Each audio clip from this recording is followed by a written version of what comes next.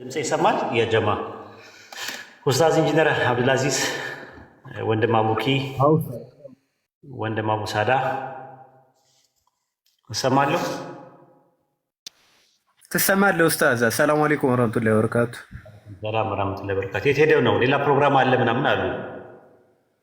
አይ ቲንክ ቋሚ ፕሮግራም ነበር የኛው። ሌላ የከፈተ የለም፣ ሌላ ሰው የከፈተ የለም። ኢብራሂም ጋር ፕሮግራም አለ ብለውናል እና አያውቅም መሰለኝ ወይም ማለት ነው ወይ ረስቶት ሊሆን ይችላል። ኢብራሂም ዘግቷል ኡስታዝ።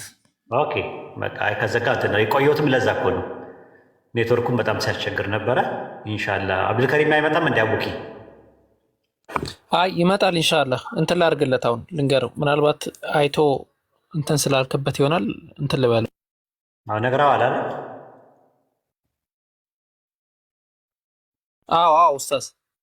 እሺ በቃ እሺ። እስከዛ ድረስ ታቡን 1 ሚሊዮን ማቴዎስ ወንጌል ምዕራፍ 28 ቁጥር 29 ላይ 19 ላይ ያለው ሴንትራል ፖይንት ነው ለክርስቲያኖች። ስላሴን በጣም የሚወዷት ጥቅስ፣ ከሁሉም በጣም የተወደደች ጥቅስ ናት። ሪሊ ግን ያቺ ጥቅስ ስለምንድን ነው የምታወራው የሚለውን ተረጋግተን የምናይበት ነው ማለት ነው ኢንሻአላህ። ሁላችሁም ብትከታተሉ፣ ሁላችንም መከታተል አለብን። በጣም ሰፋ ያለ ዳሳ እናደርጋለን ማቴዎስ 28:19 ላይ። ብዙ ጊዜ እንግዲህ የትኛውም ክርስቲያን እንጃ ኒርሊ 95% ስለ ስላሴ የሆነ ሰው ካወራ በቃችን ጥቅስ ማውራቱ አይቀርም። ምናልባት ምዕራፍና ቁጥሩን ሊያነሳ ይችላል እንጂ ሀሳቡን ያነሳታል እችን ነገር ማቴዎስ 28:19 እና ሁላችሁም ሰፋ ብታዳምጡ። ክርስቲያን ወገኖች ደግሞ አዎ ይሄኔ ስንት ክርስቲያን ወገን በውስጡ እያለ ነው እና እናነሳታለንና ጥያቄ ያላችሁና እዚህ ላይ እና ምን ልትሉን ነው የሚል ሰው ይኖራል። ምንም ልንላችሁ አይደለም። ይሄ ጥቅስ ሰፋ ያለ ዳሳ ይሰጥና ኖ ተሳስታችኋል ምትሉ ከሆነ ደግሞ የራሱ የሆነ ታይም ይኖረዋል። ትገቡና ይሄው እዚህ ላይ ተሳስታችኋል ብላችሁ መሞገት ትችላላችሁ። እኛ አፍነናችሁ አይደለም የምናወራው፣ በሴክሽን ይኖራል ሰዓት ስለሚኖረው እዛ ላይ ገብታችሁ ታወራላችሁ። እና ደግሞ ያው ስትገቡ ደግሞ ለመሞገት እንግዲህ ያልተነሳ ሀሳብ፣ የማይመለከት ሀሳብ እንዳታነሱ፣ እንዲህ ብለህ ነበረ እንደዚህ ተብሎ ነበር እንዳትሉ የተባለው ነገር ማድመጡ ደግሞ እጅግ ጥሩ ነው። ጋይስ ታብታብ አድርጉ። 1 ሚሊዮን ይግባና እንጀምር። 1 ሚሊዮን ታብታብ። ሰፋ ያለ ፕሮግራም ነው። በጣም ያሳዝናል። ያለፋችሁ ካላችሁ በጣም የነቢያት መንገድ ላይ ሄዳችሁ እያንዳንዱ ማየት ትችላላችሁ። አሁን ስላሴ መጽሐፍ ቅዱሳዊ ነው ብለን ጀምርና እንዴት ታዲያ ክርስቲያኖች እኮ ያው እንግዲህ ብዙ ክርስቲያን ወገኖች ወይ የሆነ ቤተ ክርስቲያን ላይ ወይ የሆነ ቦታ ላይ ምናምን ስላሴን ያሳያል ተብሎ የሚነገራቸው ትምህርቶች ይኖራሉና እነዛ ነገሮች የምርም ስላሴን ያሳያል ወይ የሚለውን እነሱ የሚያነሷቸውን ጥቅሶች እያነሳን እየዳሰስን አንዳንድ ባይዘው አንዳንድ ጥቅስ አንዳንድ ቨርስ እያነሳን ሰፋ ያለ ዳሰሳ እያደረገን እንገኛለን። በሳምንት ሁልጊዜም አርብ ማታ ላይ አለ፣ አርብ ምሽት ማታ ላይ ምናልባት ሰዓቱ የሚቀየር ከሆነ ደግሞ የምናሳውቃችሁ ይሆናል ማለት ነው። እና አሁን ስላሴ መጽሐፍ ቅዱሳዊ ነው የሚለው ላይ እየዳሰስን እንገኛለን፣ እዚህ ርዕሱ ላይ እንደምትመለከቱት ማለት ነው። እና ዛሬ ታዲያ የምዳስሱት ምንድነው? የዛሬዋ ቀን ታዲያ ምንድነው ሲባል the famous verse ማለት ነው። ታዋቂዋ ቨርስ እንግዲህ ማቴዎስ 28:19 ላይ ስታጠምቁ በአብ በወልድ በመንፈስ ቅዱስም እያጠመቃችሁ ደቀ መዛሙርት ያደርጓቸውና የሚለው ጥቅስ እንግዲህ ክርስቲያን ወገኖች መንገድ ላይም ቢሆን እንግዲህ የትም ቦታ ብታገኟቸው እቺን ጥቅስ እንግዲህ ያነሷታልና ዛሬ በደንብ የምትዳሰስን ይሆናል። ገብታላችሁ እንዳታቆሙ። ታብታቡንም ቀጥሉ፣ ሼሩንም ቀጥሉና ወደ ፕሮግራማችን እንግባ። ያው ከዛ በፊት ዛሬ ላይ ምናልባት መታችሁ ከሆነ ዛሬ የመጣ ሰው አይጠፋም። ዛሬ ላይ መታችሁ ከሆነ ክርስቲያን ወገኖችም ይህን ፕሮግራም ከመጀመሪያው ጀምረን ዳሰሳ እያደረግን ያለ ነው ከኡስታዝ ወሂድ ጋር ነው። ከኡስታዝ ወሂድ ዑመር።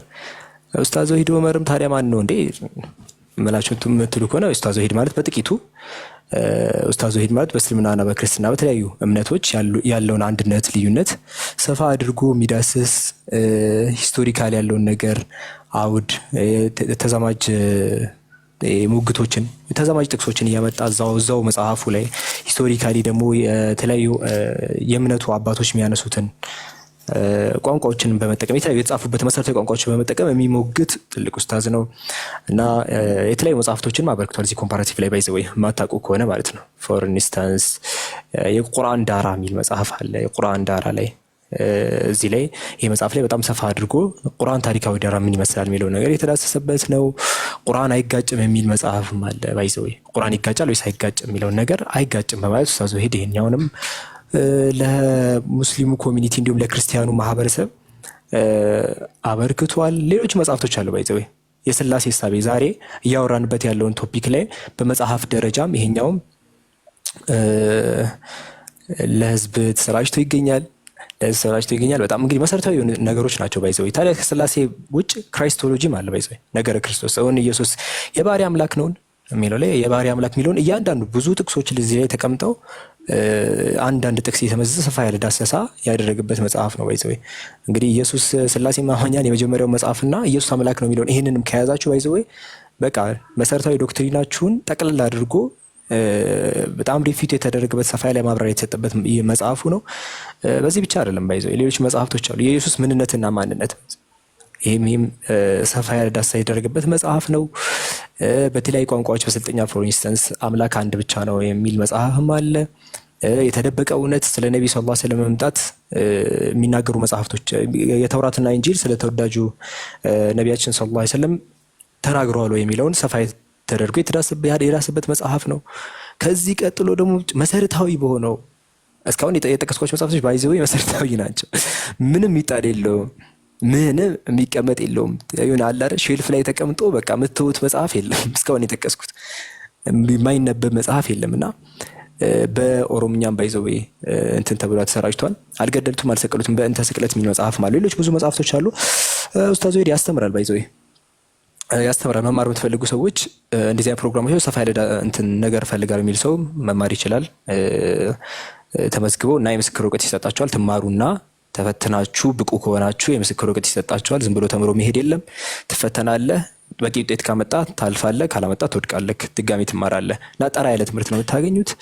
ኡስታዝ ወሂድ ዲቤቶችንም ይዋያል። ባይዘው ዲቤትም እንዲህ ዳር ላይ ብቻ መጽሐፍ ነው እንዴ? አይ አይደለም። ፊት ለፊትም መሟገት የሚችል ሰው ካለ መሟገት ይቻላል። ነገር ግን ህጻናት ምናምን ሳይሆን የሃይማኖት መምህራን ልክ በዚህ መልኩ እንግዲህ ሰፋ ያለ እውቀት ካለው እንግዲህ ሰፋ ያለ እውቀት ካላቸው ጋር ዲቤት ያደርጋል። ፎር ኢንስታንስ ኢየሱስ ምንድን ነው በሚለው ላይ ከፓስተር ኃይሉ ዮሐንስ የተለያዩ ሰዎች ጋር ዲቤት አድርጓል እና የተለያዩ ሶሻል ሚዲያ ላይ ማግኘት ከፈለጋችሁ ኡስታዝ ወሂድ ዕቅበተ ኢስላም የሚል ቴሌግራም ማግኘት ትችላላችሁ። በጣም ሰፊ ነው። በጥቂቱ ይመስላል። ኡስታዝ ወሂድ እንኳን ደህና መጣክ። ሰላም አለይኩም። ወአለይኩም ሰላም ወራህመቱላሂ ወበረካቱ። ይሰማል? ይሰማል። የላይ ሰቀልኛው ሲያገኙኝ በጣም ማቴዎስ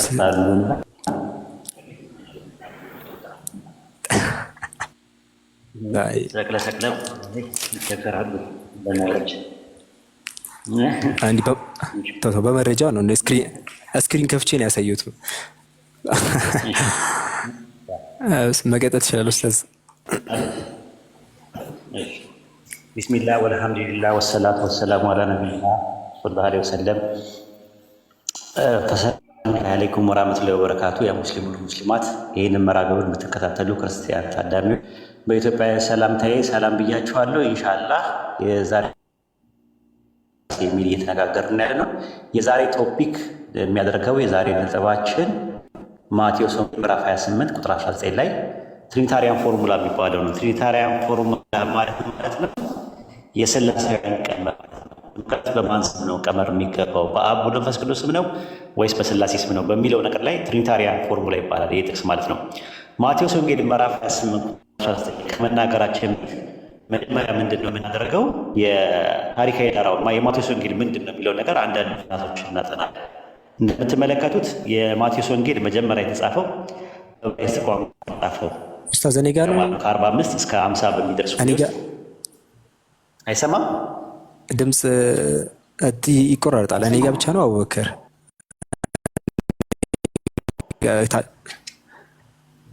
ትንሽ ይቆራረጣል። ቪዲዮ አጥፋ አብዱልከሪም። ምንም እየተቆራረጠብኝ ነው። ቪዲዮ አጥፋ እስቲ አብዱ። ኮሜንት ላይ ይቆራረጣል ድምፅ እያሉ ነበረ። ለዛ ነው። እሺ አሁን እስቲ ሰማ።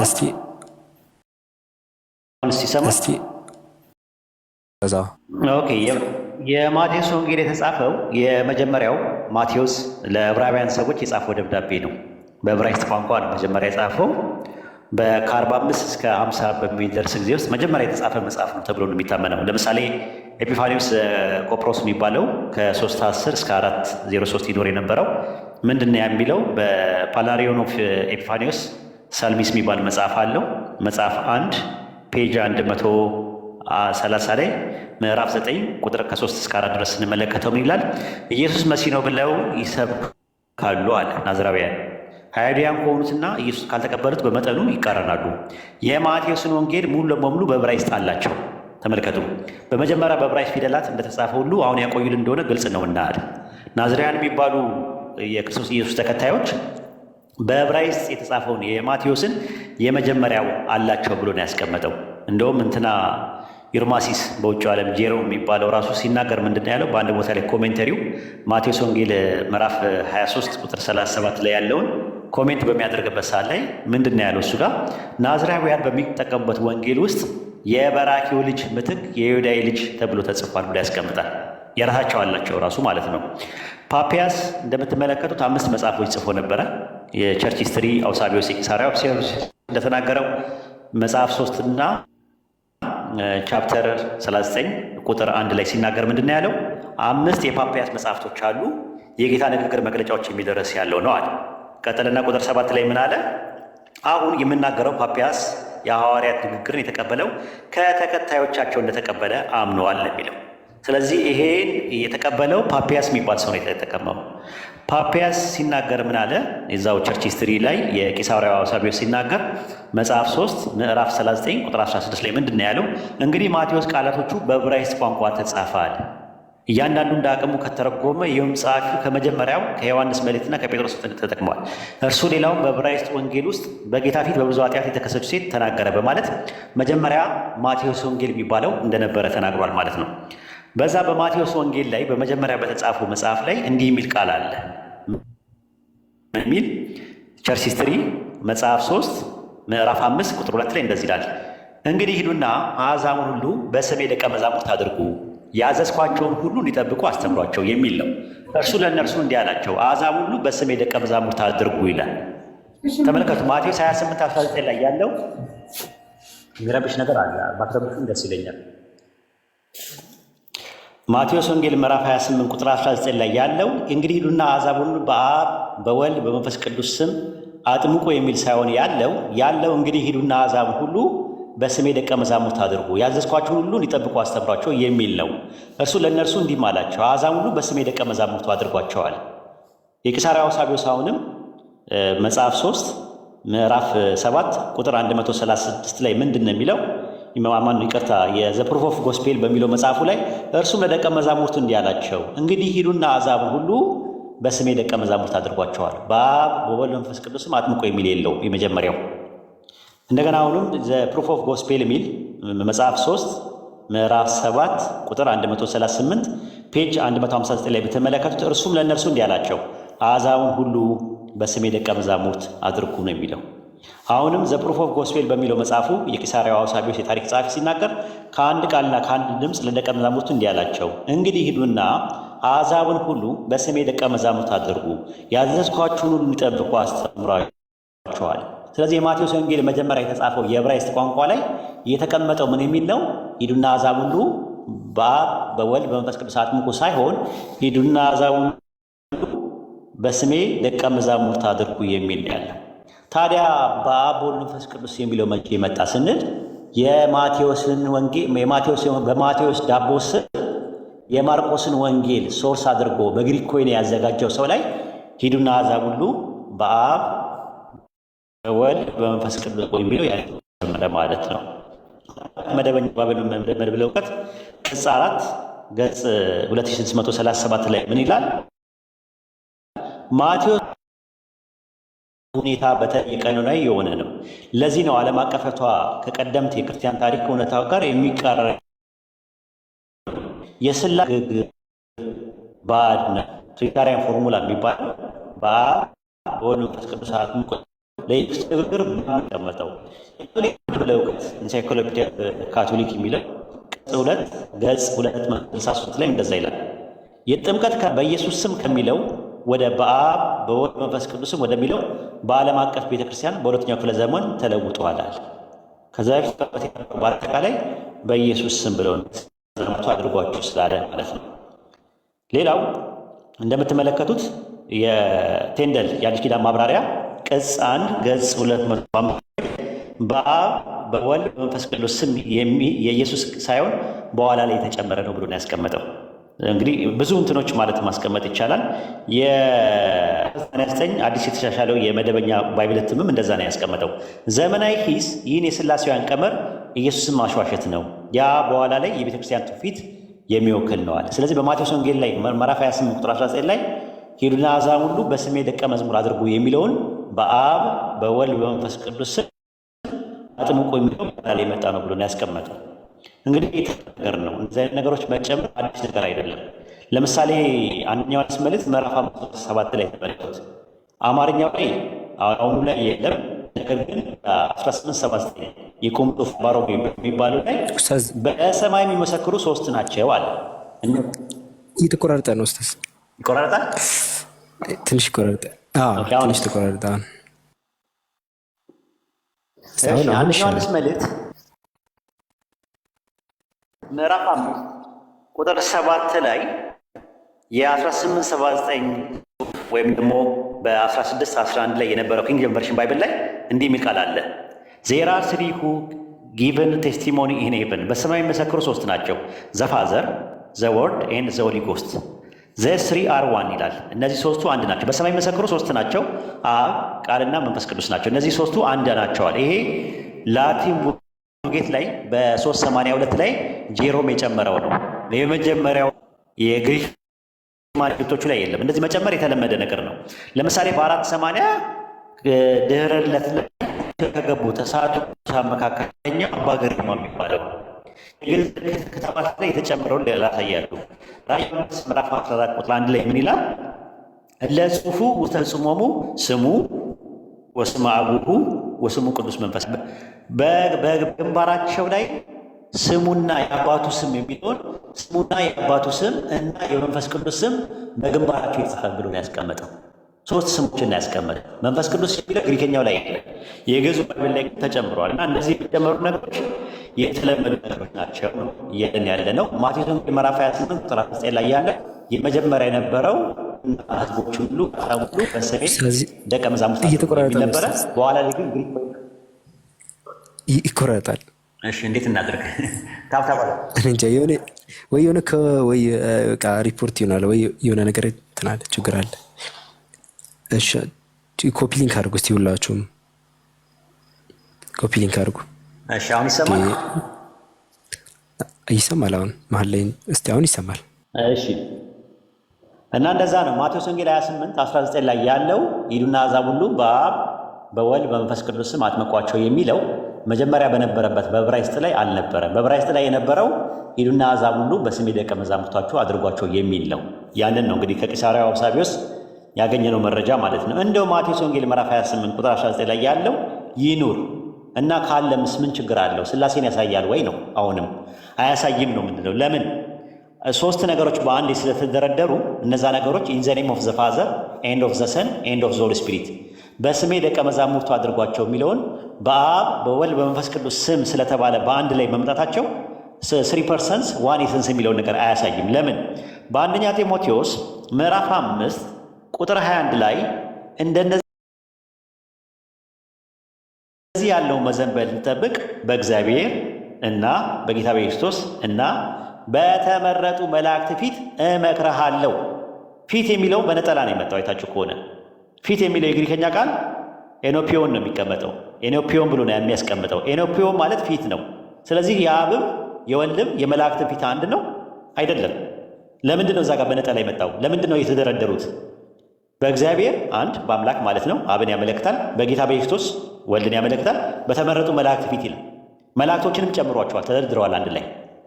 ስለዚህ ፍጡር የሆነ አካል ከፈጣሪ ጋር አንድ ላይ ስለተደረደረ እዛ በኤሰንስ አንድ ነው ብለን የምንል ከሆነ አንደኛ ጢሞቴዎስ ምዕራፍ 5 ቁጥር 21 ላይ መላእክቶች ተደርድረው መጥተዋል። ይህን እንዴት ታዩታላችሁ ነው የምንለው ማለት ነው። ሌላው እንደምትመለከቱት የኦሪት ዘዳግም ምዕራፍ 19 ቁጥር 17 ላይ ነው። ኦሪት ዘዳግም ምዕራፍ 19 ቁጥር 17 ላይ የግሪክ ሰብቱጀንት ላይ ሁለቱ ጠበኞች በእግዚአብሔር እና በካህናቱ በዚያ ዘመን በሚፈርዱ ፈራጆች ፊት ይቆማሉ አሉ። ማን ማን የተደረደረው? እግዚአብሔር አለ አንድ፣ ሁለተኛ ካህናቱ አሉ፣ ሶስተኛ ደግሞ ፈራጆቹ አሉ። ሶስት ነገር ነው የተጠቀሰው፣ ግን ፊት የሚለው ሲንጉላር ነው የመጣው። ማን ነው? ኤኖፒዮን የሚለው ማለት ነው። ኤኖፒዮን የሚለው ግሪክ ሰብቱጀንት ላይ በነጠላ መጥቷል። ዘዳግም 19:17 ላይ ነው ያለው። ፈጣሪ አለ፣ ከዛ ሁለት ፍጡሮች መጥተዋል፣ ካህናትና ፈራጆች ማለት ነው። ፊት የሚለው ደግሞ በነጠላ ነው የመጣው ለሁለቱ ማለት ነው። የሉቃስ ወንጌል ምዕራፍ 9 ቁጥር 26 ላይም እንደዚህ ያለ በእኔና በቃል የሚያፍር ሁሉ የሰው ልጅ በራሱ እና በአባቱ እና በቅዱሳን መላእክት ክብር ሲመጣ በእርሱ ያፍርበታል። ክብር ለሚለው የሚጠቀመው ቃል ሲንጉላር ነው፣ ዶክሳ የሚለው በግሪከኛው። ስለዚህ አሁን እዚህ ጋር የተጠቀሙት ማን ነው? አብ ወልድና መላእክት ተጠቅሰዋል። መላእክት ከአብና ከወልድ ጋር ስለመጡ መላእክት የሚባሉት በኤሰንስ ደረጃ ከአብ ጋር አንድ ናቸው ብለን እንደማንለው ሁሉ በተመሳሳይ ማቴዎስ ወንጌል ምዕራፍ 28 ቁጥር 19 ላይ ወልድና መንፈስ ቅዱስ ከአብ ጋር እና በሚል ተጫፍረው ስለመጡ በኤሰንስ አንድ ናቸው ማለት አይቻልም ማለት ነው። እንቀጥል። ስም የሚለው በነጠላ መጥቷል። ስለዚህ አብ ወልድ መንፈስ ቅዱስ አንድ አምላክ አንድ ኤሰንስ መሆናቸውን ያሳያል ብለው ይሞክታሉ። ነው ያም አያስኬድም። ኦሪት ዘጸአት ምዕራፍ 23 ቁጥር 13 ላይ የሌሎችን አማልክት ስም አትጥሩዋል። እንግዲህ አማልክት ማለት የተለያየ አማልክት፣ የፀሐይ አምላክ፣ የጨረቃ አምላክ ምናምን የተለያየ አምላክ አለ። ግን የሌሎቹን አማልክት ስሞች አይደለም የሚለው ስም፣ የሌሎቹን አማልክት ስም አትጥሩ። ሜክ ኖ ሜንሽን ኦፍ ዘኔም ኦፍ አዘር ጋድስ ነው የሚለው። ዘኔም ነው የሚለው። ዘኔም ሳይልም ራሱ በነጠላ ነው የመጣው። ግን አማልክቶቹ አንድ ኤሰንስ ናቸው ማለት አይደለም። መጽሐፈ ኢያሱ ምዕራፍ 23 ቁጥር 7 ላይም እንደዛ ነው። የአማልክቶቻቸውን ስም አትጥሩ። የአማልክቶቻቸውን አማልክት ብሎ ከዛ በኋላ ሲንጉላር ፐርሰን አይታሰብም። ሲንጉላር ኤሰንስ የሚባል ነገር አይታሰብም። አማልክቶቻቸው ስም ነው የሚለው ራሱ። ናይዘር ሜክ ሜንሽን ኦፍ ዘኔም ኦፍ ዜር ጋድስ ነው የሚለው። ዘኔምስ አይደለም የሚለው። ኦሪት ዘዳግም ምዕራፍ 18 ቁጥር 20 ላይም እንደዛ ነው። በሌላ አማልክት ስም የሚናገር ነቢይ እርሱ ይገደል። አያችሁት? ዘኔም ኦፍ አዘር ጋድስ ነው የሚለው። በሌላ አማልክት ስሞች አይደለም የሚለው፣ ስም በነጠላ። ስለዚህ ማቴዎስ ወንጌል ምዕራፍ 28 ቁጥር 19 ላይ ኢን ዘ ኔም ኦፍ ዘ ፋዘር ኤንድ ኦፍ ዘ ሰን ኤንድ ኦፍ ዘ ሆሊ ስፒሪት ስለተባለ ኢን ዘ ኔም የምትለዋ በሲንጉላሪ ስለመጣች፣ ኑማ የምትለዋ ቃል ስለመጣች ያ ማለት የኤሰንስን አንድነት አያሳይም ማለት ነው። ይህን ይመስላል ራሱ ማለት ነው። ሌላው የምንመለከተው ከዚህ ጋር ተያይዞ ሁለተኛ ቆሮንቶስ ምዕራፍ 13 ቁጥር 14 ላይ ያለው ጥቅስ ነው። ሁለተኛ ቆሮንቶስ ምዕራፍ 13 ቁጥር 14 ላይ ያለው ጭራሹኑ ሥላሴን የማያሳይ ጥቅስ ነው። ምን የሚል ነው? የጌታ ኢየሱስ ጸጋ፣ የእግዚአብሔር ፍቅር፣ የመንፈስ ቅዱስ ኅብረት ከሁላችሁ ጋር ይሆናል። እዚህ ጋር የተጠቀሱት ማን ማን ናቸው? እግዚአብሔር ተጠቅሷል፣ ኢየሱስ ክርስቶስ ተጠቅሷል፣ መንፈስ ቅዱስ ተጠቅሷል። ነገር ግን ምንድን ነው ፖይንቱ ስንል እግዚአብሔር የሚለው ማንን ነው ጥያቄው። አብን ነው ካሉ እግዚአብሔር ስንት ነው? አንድ። ጥሩ። ሌላ እግዚአብሔር አለ? ከአንድ እግዚአብሔር ውጭ የለም። በቃ ስለዚህ አንድ እግዚአብሔር አለ፣ ወልድና መንፈስ ቅዱስ የሚባሉ ነገሮች አለ ነው። እኛ የምንለው ምንድን ነው? ሶስቱ አካላት አንድ እግዚአብሔር ናቸው የሚል ባይብል ላይ የለም ነው። ቀላል ጥያቄ ብጠይቋቸው የእግዚአብሔር ልጅ ማን ነው ስትሏቸው ኢየሱስ ይሏቸዋል። የእግዚአብሔር አባት ማን ነው ብሎ ስትሏቸው እንደ እግዚአብሔር አባት አለው እንደ ይሏቸዋል። ኢየሱስ እግዚአብሔር አይደል? ለምን የእግዚአብሔር አባት የሚል ባይብል ላይ ለምንድን ነው ያልተቀመጠው? አንድ ጥቅስ ለምንድን ነው ያጣ ነው? እግዚአብሔር ወልድ የሚል ነገር ለምንድን ነው ያጣ ነው? የእግዚአብሔር አባት የሚል ጥቅስ ባይብል ላይ ለምንድን ነው ያጣ ነው? ባይብል ላይ ከኦሪት ዘፍጥረት እስከ ራዕየ ዮሐንስ ድረስ ብንመለከተው የእግዚአብሔር አባት የሚል ጥቅስ የለም። ብዙ ጊዜ ስንወያይ ምንድን ነው የእግዚአብሔር አባት ማን ነው ብለን ስንጠይቃቸው እንዴ እግዚአብሔርማ አባት የለውም፣ እግዚአብሔር ልጅ ነው እንጂ ያለው አባት የለውም ይላሉ። ስለዚህ እግዚአብሔር የሚባለው አንድ ነው ማለት ነው። ዘዳግም 6:4 ላይ ያለው እግዚአብሔር አንድ ነው። ልጅ አለው። ኦኬ፣ ልጅ ሲባል ምን ማለት ነው? ሌላ ጉዳይ ነው። ነገር ግን ሥላሴን አያሳይም ነው እያለን ያለ ነው። ይህን ይመስላል። ሌላው ከዚህ ጋር ተያይዞ የሚነሳው ነገር ምንድን ነው? ማቴዎስ ወንጌል ምዕራፍ 28 ቁጥር 19 ላይ ያለው ጥቅስ ላይ የሚነሳው ስም የሚል ነገር አለ። ስም የምትለዋ ነገር ሲንጉላር መታለች። ራሱ ሲንጉላር ስም የሚባለው ነገር ለምን ታዲያ በመንፈስ ቅዱስ ስም ለምን ይባላል? በኢየሱስ ስም ለምን ይባላል? በወልድ ስም ለምን ይባላል ብሎ ከጠየቀ ይህ የተለመደ ነገር ነው በባይብል ውስጥ ማለት ነው። ለምሳሌ መጽሐፈ አስቴር ምዕራፍ 2 ቁጥር 22 ላይ ነገሩን ለመርዶክዮስ ተገለጠ፣ እርሱም ለንግሥቲቱ ለአስቴር ነገራት፣ አስቴርም በመርዶክዮስ ስም ለንጉሥ ነገረችዋል። ምን ማለት ነው? መርዶክዮስ በኤሰንስ የተለየ ነገር መሆኑን ያሳያል እንዴ? አያሳይም። በመርዶክዮስ ስም ማለት በመርዶክዮስ ትእዛዝ እሱ ኦቶሪቲ ባደረገው በነገራት መሰረት ለንጉሱ ነገረችው ማለት እንጂ በመርዶክዮስ ስም ለንጉሱ ነገረችው ማለት መርዶክዮስ ስም ስለተባለ ዲቪኒቲን አያሳይም። አንደኛ ነገሥት ምዕራፍ 25 አንደኛ ሳሙኤል ምዕራፍ 25 ቁጥር 9 ላይ የዳዊት ጎልማሶች መጡ፣ ይህን ቃል ሁሉ በዳዊት ስም ለናባል ነግረው ዝም አሉ ይላል። በማን ስም? በዳዊት ስም። ያ ማለት በዳዊት ስም ማለት ዳዊት ባዘዛቸው መሰረት ማለት እንጂ ሌላ ማለት አይደለም። ስም የሚለው ኦቶሪቲን ነው የሚያሳየው። ማቴዎስ ወንጌል ምዕራፍ 10 ቁጥር 42 ላይ ማንም ከነዚህ ከተናናሾቹ አንዱ ቀዝቃዛ ውሃ በደቀ መዛሙርት ስም የሚያጠጣ፣ በደቀ መዛሙርት ስም ማለት በጴጥሮስ ስም የሚያጠጣ ማለት ነው። ዛት ሚንስ በጴጥሮስ ስም የሚያማጠጣ ማለት ጴጥሮስን እንደ ጴጥሮስነቱ ተቀብሎ ጴጥሮስን የሚያስተናግድ ማለት እንጂ በጴጥሮስ ስም ሲባል የሆነ የጴጥሮስ ስም ማለት ዲቪኒቲን የሚያመለክት አይደለም። ለዛ ነው ማቴዎስ ወንጌል ምዕራፍ 9 ቁጥር 40 ላይ፣ ማርቆስ ወንጌል ላይ ማለት ነው ምዕራፍ 9 ቁጥር 41 ላይ ስንመለከተው የክርስቶስ ስም ስለሆናችሁ በስሜ ጽዋ የሚያጠጣችሁ ዋጋችሁ አይጠፋም ማለት። ተመልከቱ፣ በስሜ ጽዋ የሚያጠጣል። ቅድም ምን አለ? ደቀ መዛሙርት ስም አለ። ደቀ መዛሙርቱ ምንድን ናቸው? ጻድቃን ናቸው። ኢየሱስ ምንድን ነው? ነብይ ነው። ከዛ ማቴዎስ ወንጌል 10:40 ላይ ምን አለ? ነብይን በነብይ ስም የሚቀበል የነብይን ዋጋ ይወስዳል አለ። ጻድቅን ደግሞ በጻድቅ ስም የሚቀበል የጻድቁን ዋጋ ይወስዳል አለ። ኢየሱስ ነብይ ነው፣ ነብይን በነብይ ስም አለ። ጻድቅን በጻድቅም ስም አለ። በደቀ መዛሙርት ስም ቀዝቃዛ ውሃ ያጠጣል።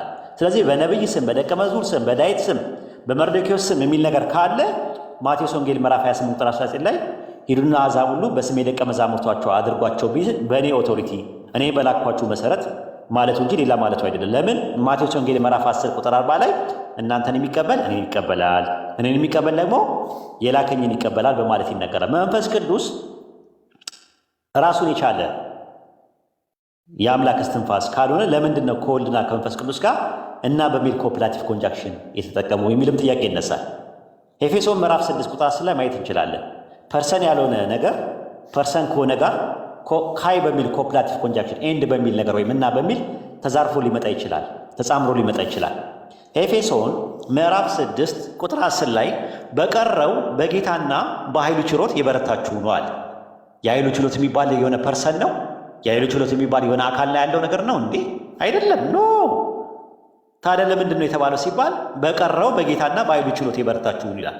ጌታና የኃይሉ ችሎት የሚባሉ ሁለት አካላት አሉ? አይደለም። እንደዛ አይደለም የሚያመለክተው። ሁለተኛ ተሰሎንቄ ምዕራፍ 1 ቁጥር 10 ላይ ምንድን ነው የሚለው? ከጌታ ፊትና ከኃይሉ ፊት ርቀው በዘላለማዊ ጥፋት ይቀጣሉ አለ። ኤንድ የሚል ነገር አለው እንግሊዝኛው። አማርኛው ደግሞ ምንድነው? ምህ የሚል ነገር አለ። ምህ ማለት ጥገኛ ምህላን ነው። ተጨማሪ ነገርን ለማሳየት ነው የሚመጣው በአማርኛ ማለት ነው። ኤንድ እንደማለት ነው። እናን የሚል መተካት ነው አማርኛ ላይ ማለት ምህ። ለምሳሌ ዮሐንስ ወንጌል 14:1 ላይ በእግዚአብሔር እመኑ በእኔም እመኑ ሲል ምህ የምትለዋ ጥገኛ ምላድ እንግሊዝኛው ላይ ኤንድ ብላ ነው የተጠቀመችው። ኢቭን በሚል ይጠቀማል። በግሪከኛው ላይ ደግሞ ካይ የሚል ነገር ይጠቀማል። ስለዚህ እዚህ ጋር ከጌታና ከኃይሉ ክብር ርቀው ሲባል የኃይሉ ክብር የሚባል ፐርሰን አለ እንዴ? የለም ራሱ። ስለዚህ በባይብል ውስጥ ፐርሰን የሆኑ ነገሮች ፐርሰን ባልሆኑ ሰዎች ባልሆኑ ነገሮች ላይ ተደርድረው አንድ ላይ እና በሚል መስተጻምር ሊመጡ ይችላሉ።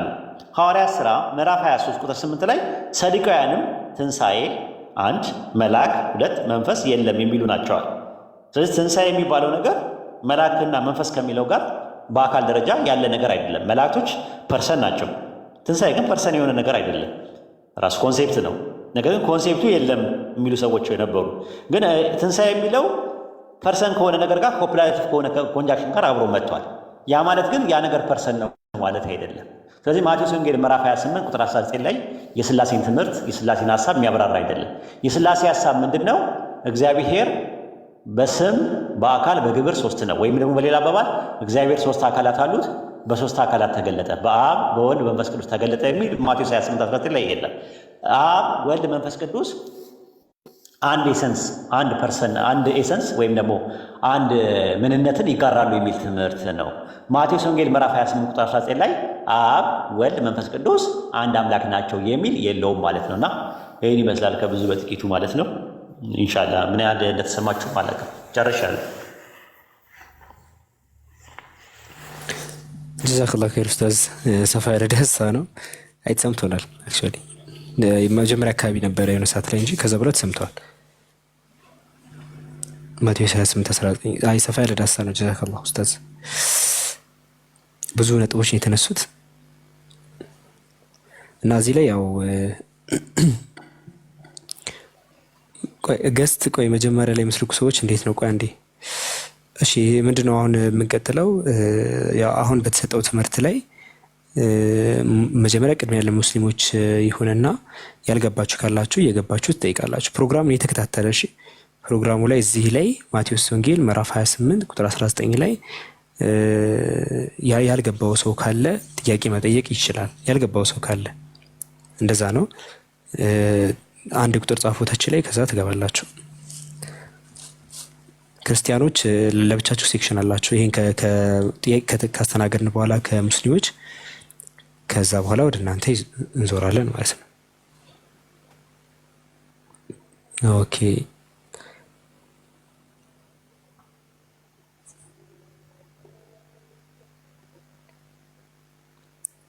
ሽሩ ሚል አካውንት ከገባ ወይም ይሰማል።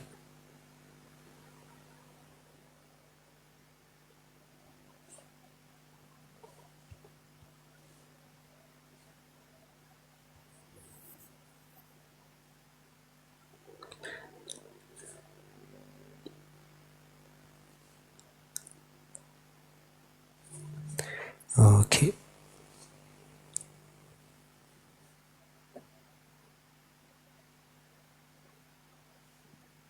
ሙቢ ሚል አካውንት ሙቢ ይሰማል።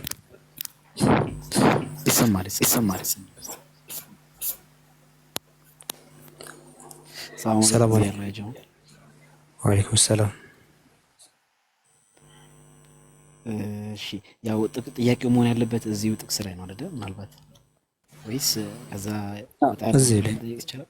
ያው ከሰላም ተያይዞ ማለት ነው። አይ እርሱ ላይ ማቴዎስ 28:19 ላይ ግልጽ ሆኖልሃል። ግልጽ ከሆነልህ በቃ አይ ግልጽ ያልሆነኝ ፖይንት አለ እዚህ ላይ ካልክ ደግሞ እዚህ ላይ መጠየቅ ትችላለህ። አይ በቃ እንደዛ ከሆነ ለሌሎች እድሉ እንስጥ። ምናልባት ሌላ ከሰላሴ ጋር ተያይዞ ሌላ ጥቅስ ነበር በኋላ ማንሳት የሚቻል ከሆነ አነሳለሁ። በቃ በኋላ ላይ ገብተህ ማንሳት ትችላለህ። እሺ መርሐባ።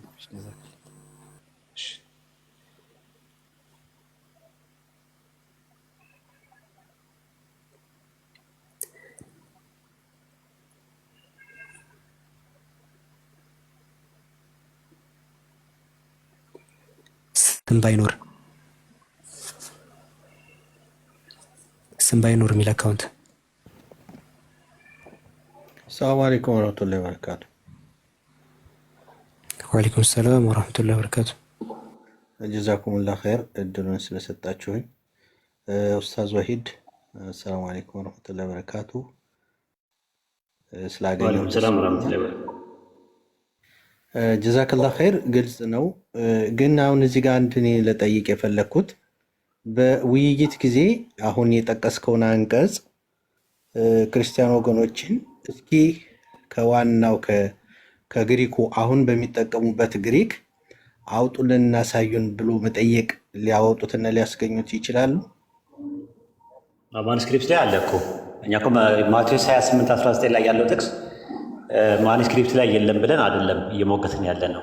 በዕብራይስጡ መጀመሪያ ማቴዎስ ሲጽፍ ማቴዎስ የጻፈው ከ45 እስከ 50 የሚደርስ ነው። በዛ ጊዜ ውስጥ ባስቀመጠው ውስጥ የነበረው ሂዱና አሕዛብ ሁሉ በስሜ ደቀ መዛሙርት አድርጉ የሚል ነው መረጃዎች ያሉት። የዕብራይስጡ የመጀመሪያው ሲጠፋ መጀመሪያ የነበረው የለም። የነበረው ናዝራውያን ጋር ነበር የነበረው። ናዝራውያን ሲጠፋ አብሮ ጠፍቷል። ተጋነ የሚጨው ነገር ያለው አይ ዛህራ ጋር ነበር ምን ታርጌታል?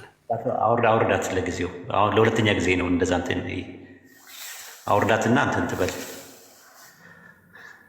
እሺ እና እንደ ማቴዎስ 19 ላይ ያለው እንግዲህ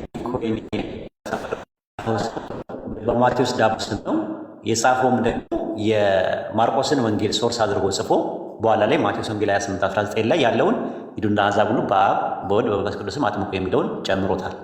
ማን ነው የሚለው ነገር መረጃ የለም። ቸርች ፋዘርስ ላይ ያሉ ሰዎች ማቴዎስ ራሱ ነው ይላሉ።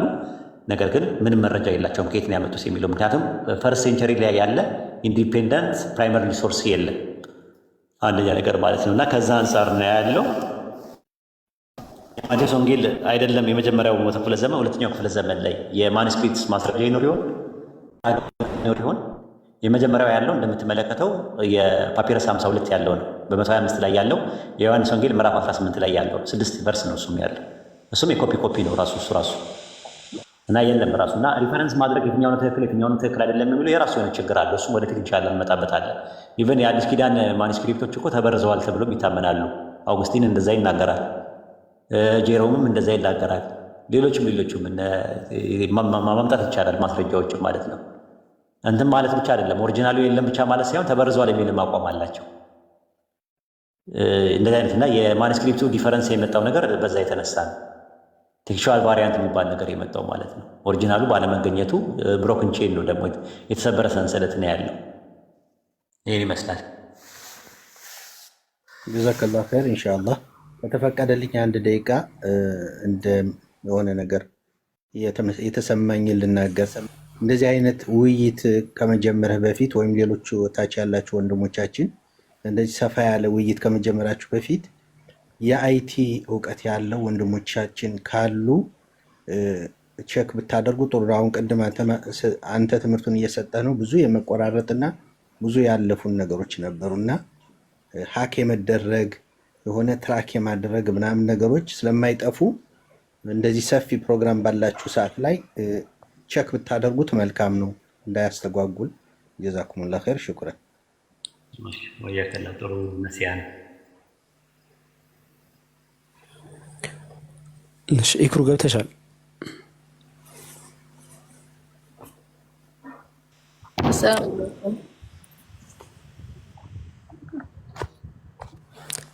ወአለይኩም ሰላም።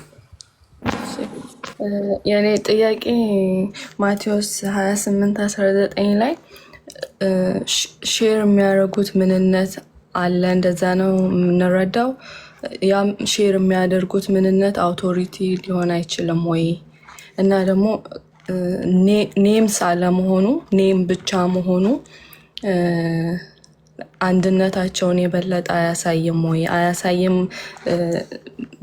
ብለን ከባይብል ያነሳናቸውን ጥቅሶች ደግሞ ቁጥሮቹን መያዝ ፈልጌ ነው ኡስታዝ ስለፈጠንክ እና እሺ ኦንሊ ጂሰሶች ደግሞ ይሄንን ማቴዎስ 28:19ን በስሜ በሚለው ነው ወይ የሚወስዱት? በስሜ ደቀ መዛሙርት አድርጉ በሚለው ነው የሚወስዱት ወይስ እንዴት ነው የሚረዱት የሚል ነው።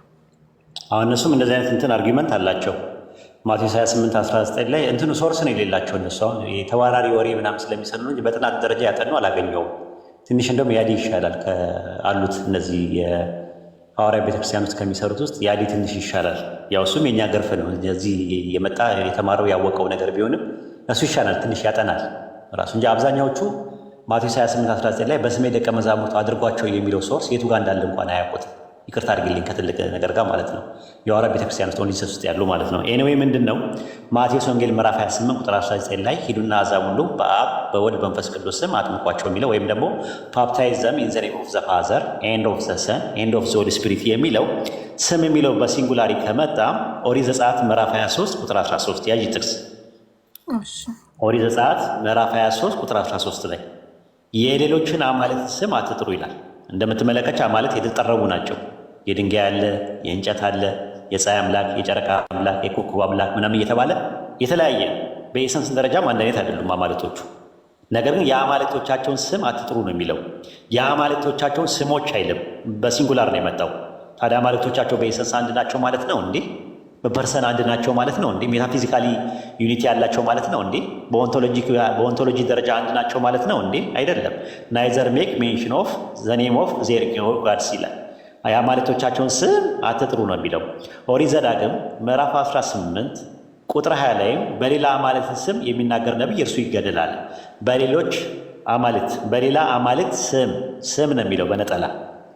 መጽሐፈ ኢያሱ ምዕራፍ 23 ቁጥር 7 ላይ የአማልክቶቻቸውን ስም አትጥሩ፣ ስሞች አይልም፣ ስም በነጠላ ስም ኢንዘኔም ነው የሚለው። ኢንዘኔምስ ኦፍ አይልም። ግራማቲካሊ አይደለም፣ አያስኬድም። በእኔና በባለቤቴ ስም አንድ ስጦታ እሰጣለሁ ለአብዱል ከሪም ብዬ ብናገር እኔና ባለቤቴ አንድ ስም ያለን ማለት አይደለም። ስም ነው ምለው። በእኔና ባለቤቴ ስሞች አልልም። ግራማቲካሊ አያስኬድም ራሱ። እንደዚህ አይነት ኤግዛምፕሎች ማምጣት ይቻላል ራሱ።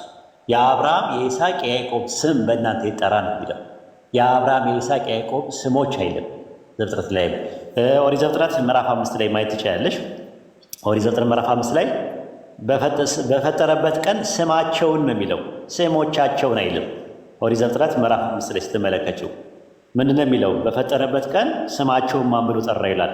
አዳም ብሎ ጠራው ይላል። ኦሪት ዘፍጥረት ምዕራፍ 5 ቁጥር 2 ወንድና ሴት አድርጎ ፈጠራቸው፣ ባረካቸው። ስማቸውን ነው የሚለው፣ ስሞቻቸውን አይልም። ስማቸውን ዜር ኔም ዜር ኔም ሳይልም ሲንጉላር ነው። ግልጽ ነው። አይ ስልጣንን ነው የሚያመለክተው ካሉ ደግሞ ኦኬ ጥሩ። ግን ስልጣን ምን ላይ ነው ያለው? ሜታፊዚካል ነው ወይስ ኦንቶሎጂካል ስልጣን? ለምሳሌ እኔ ስልጣን አለኝ እዚህ ቤት ስልጣን፣ አሁን አድሚኖች አሉ አይደል? ስንት አድሚኖች አሉ? 10 ብለሽ ኤግዛምፕል ነው። 10ሩ ምን አላቸው? ስልጣን አላቸው። ሌሎቻው ደግሞ ከታች ያለው ደግሞ ምን የላቸውም? ስልጣን የላቸው። ምንድን ነው የሚያሳየው? ሜታፊዚካል ነው ወይስ ኦንቶሎጂካል ነው የሚያሳየው? እንዴት ነው ሜታፊዚካል እና ኦንቶሎጂካል ማለት ነው? ምንነትን ነው ወይስ ማንነትን ነው የሚያሳየው? ምንነትን ከሆነ በምንነት አንለያይም። ታችም ያለው ሰው ነው፣ ላይም ያለው ሰው ነው። ያለያየነት ማንነታችን ነው። ስልጣን ያለው ማንነት አለ፣ ስልጣን የሌለው ማንነት አለ። ስለዚህ ሜታፊዚካል አይደለም ነው ዲፈረንሳችን እንጂ ኦንቶሎጂካል ዲፈረንስ የለንም አይደል? አዎ። ስለዚህ ስልጣን የሚለው ነገር ኦቶሪቲን ነው የሚያመለክተው። ኦቶሪቲ ደግሞ ሜታፊዚካል ነው፣ ኦንቶሎጂካል አይደለም። ግልጽ ነው? አዎ። ያልገባሽን ነገር መጠየቅ ጥሩ ነው። አይሽ እንደዚህ አሁን አንዳንድ ሰዎች ሲጠይቁ ጥሩ ነው። መጠየቅ የመሰለ ነገር የለም። ያልገባችሁ ነገር ሲኖር ቃላትም ቢሆን ምንም ቢሆን ቴዎሎጂካል ተርሞችም ሲኖሩ መጠየቅ፣ ዝም ብላችሁ አትለፉ። ሌላ የምትጠይቂው ነገር አለ? የለም። እንደዛ ከሆነ ላስተ ያልገባሽ ነገር አለ? አሁን ባልኩት ነገር ላይ ምንነትና ማንነት በሚለው ነገር ላይ ገብቶኛል። ሼር የሚያደርጉት ምንነትን ነው ሶስቱ ማለት ነው። እንደዛ ማቴዎስ 28:19 ላይ ምንነትን ሼር ያደርጋሉ የሚል በኃይለ ቃል አውጥቶ ማሳየት አይቻልም። ግን አሁን ካስረዳኝ ምሳሌ አንጻር ምንነትን ሼር ካደረጉ እንኳን ኦቶሪቲው ሜታፊዚካል ስለሆነ እሱን ሼር አያደርጉም። ተዛ ነው ምንነትን አያሳይም። ኦቶሪቲ ያለው ስልጣን ያለው ኦቶሪቲ ላይ አይደለም። ምክንያቱም ኦቶሪቲ ማለት ኔቸር እና ነርቸር የሚባል ነገር አለ አይደለ? በሜታፊዚክስ ላይ ኔቸር አብሮሽ ያለ ነገር ነው፣ ከጊዜ በኋላ የሚመጣ ነገር አይደለም። ነርቸር ከሆነ ግን አንቺ የምታዳብሪው ነገር ነው። ለምሳሌ ሜታፊዚካል የሚባለው ነገር አሁን አንድ ነቢይ ከኔ ጋር ልዩነታችን ኦንቶሎጂካል አይደለም። እኔም ሰው ነኝ፣ ያም ነቢይ ሰው ነው። ግን የሚለያየ ምንድነው? ሜታፊዚካል ያለያየ በማንነት እንለያያለን። እሱ ነብይ ነው። ነብይነቱን ደግሞ ያገኘው ደግሞ ከአምላክ ነው ያገኘው። ነብይነቱ የመገኘቱ ጉዳይ ምንድነው? ሜታፊዚካል ዲፈረንስ ነው ያለው ከኛ ጋር። ልክ እንደዛ ኦቶሪቲ ኃይል የሚባለው ነገር በተለየ መልኩ ለአንድ ሰው ተሰጠው። ያ የተሰጠው ስልጣንና ኃይል እዚህ ቤት አድሚን አድርጊ ብሾ ያ አድሚን ያለው ሰው ከታች ካለው ሰው ኦንቶሎጂካል ልዩነት የለውም። ሜታፊዚካል ልዩነት አለ። የማንነት ልዩነት አለ። ስልጣን ያለው ማንነት አለ፣ ስልጣን የሌለው ማንነት አለ። ግልጽ ነው? አዎ ግልጽ ነው። ምንድን ግን አንቺ ምንድን ነሽ ግን? ጥንዛ ነሽ? ድመት ነሽ? ውሻ ነሽ? ምንድን ነሽ? ሰው ነኝ። ምንነትሽ ሰው ነው ማለት ነው። አየሽ፣ ምንነት ማለት ሰው ነው። አንቺ ማን ነሽ ግን? ሙስሊም ነኝ ካልኩኝ ምን አይደለም። አንቺ ማን ነሽ ነው ያልኩት። የጠየኩሽ ማን ነሽ? ኢክራም ከሊት የሚባለው ነገር ደግሞ ማንነት ነው። ማንነትና ምንነት እንደዛ ነው። ማንነት የምንነት ምንድን ነው? መገለጫ ነው። ምንነት ደግሞ የማንነት መሰረት ነው። ድገሚልኝ አንድ ጊዜ። ምንነት የማንነት መገለጫ ነው። ምንነት የማንነት መሰረት ነው። ልብ አድርጊ። መሰረት። ኦኬ። ማንነት የምንነት ምንድን ነው? መገለጫ። አይደንቲፋይ የምታደርጊው ማለት ነው። አይደንቲቲ ማለት ነው ማንነት። ቅዋሚ ማንነት ማለት ነው። ፐርሰን የምንለው ወይ ፕሮሶፖን በግሪክ ይባላል። በአረብኛ ሸክስ የምንለው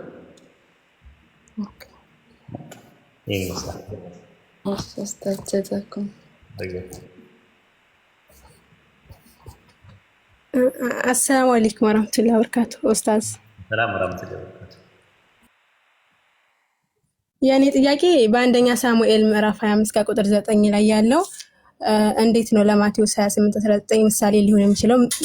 ማለቴ ጥያቄ የሆነብኝ እዚህ ጋር የዳዊትን ጉልማሶች መጡ ይሄንም ቃል ሁሉ በዳዊት ስም ለናባል ነግረው ዝም አሉ ይላል።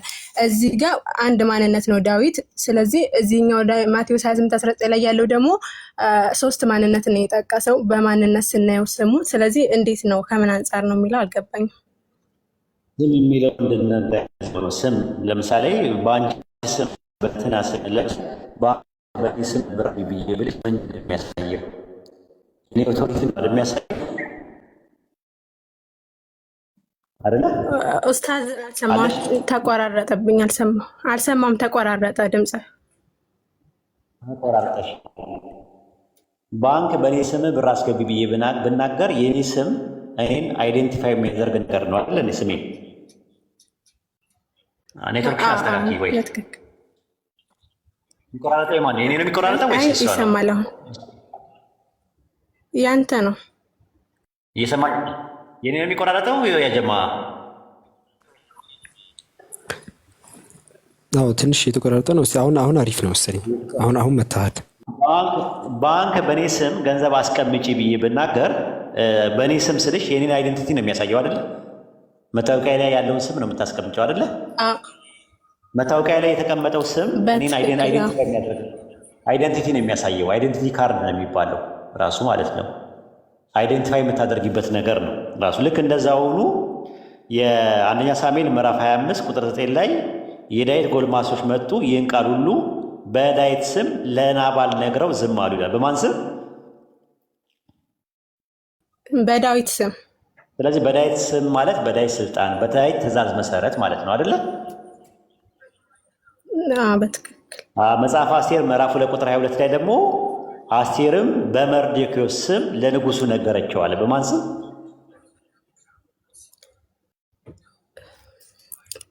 ምን አልከኝ ኡስታዝ? አስቴርም በመርዶክዮስ ስም ለንጉሱ ነገረችው ይላል መጽሐፍ አስቴር ምዕራፍ 2 ቁጥር 22 ላይ። በመርዶክዮሱ ትእዛዝ፣ በመርዶክዮስ ኦቶሪቲ ማለት ነው አይደለ? ስለዚህ ማቴዎስ ወንጌል 28:19 ላይም ሂዱና አሕዛብን ሁሉ በስሜ ደቀ መዛሙርቱ አድርጓቸው ሲል እኔ በነገርኳችሁ መሰረት፣ እኔ ኦቶሪቲውን በሰጠሁት መሰረት፣ እኔ በፈቀድኳችሁና እኔ ባዘዝኳችሁ መሰረት ለማለት ተፈልጎ ነው አርጊመንቱን ያመጣሁት።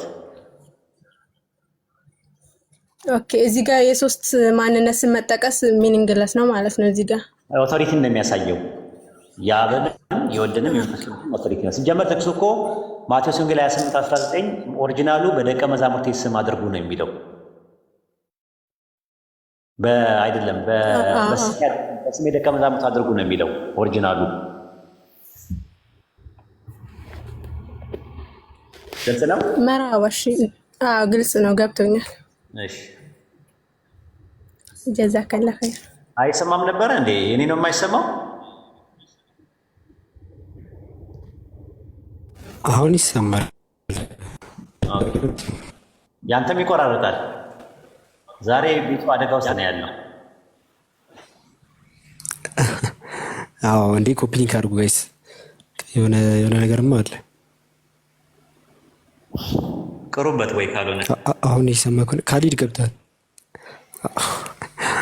እንዲህ ይቀራበታል። አሁን ታይቶ ካሊድ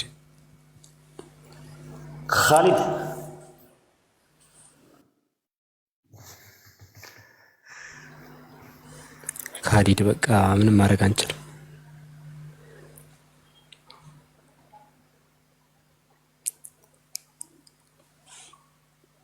ሌላ ሰው እናስገባ።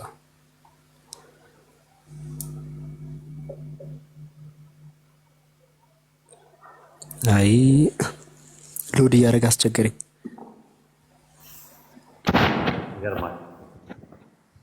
ሰላም አለይኩም። ወአለይኩም አሰላም ወራህመቱላሂ ወበረካቱህ። ስሚዞ እንዴት ነህ ኡስታዝ? አለሁ አልሐምዱሊላህ። በጣም አስቸገረን እኮ ስሚዞ። ምን ተሻለ ጎበዝ? ኔትወርክ እንትን ግን እንዳይሆን እቺ ሪፖርት ነገር እንዳትሆን በጣም ኮፕሊንግ አድርጉ ያጀማ። ሪፖርት ነገር እንዳትሆን ብቻ እሷን እንጠንቀቅ። ሪፖርት እንዳትሆን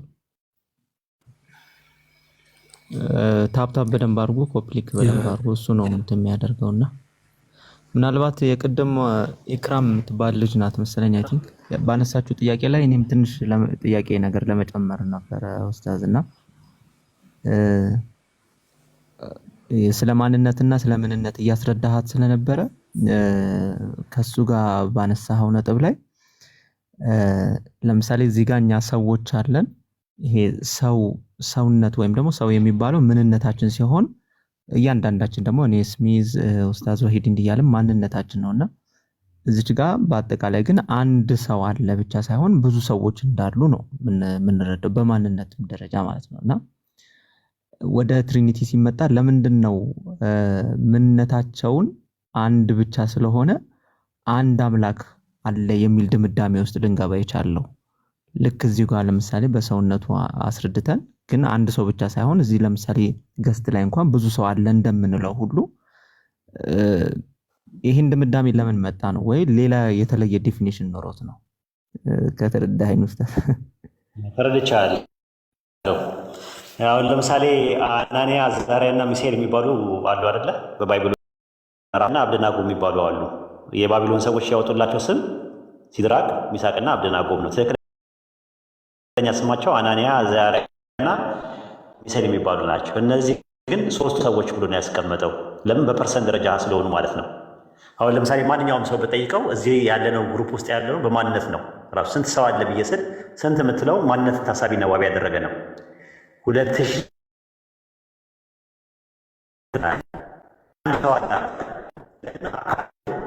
ራሱ ፐርሰን ራሱ ሰው ነው። ራሱ ኤሰንሱ ማለት ነው።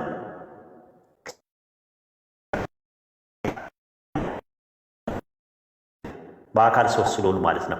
ለዛ ነው የሥላሴ አማንያን ሲያምኑ ትራዩን ጋድ ነው የሚሉት። ትራዩን ጋድ ማለት ምንድን ነው? አንድም ሶስትም የሆነ አምላክ ተብሎ ነው የሚታመነው። ኦሪት ዘፍጥረት አንድ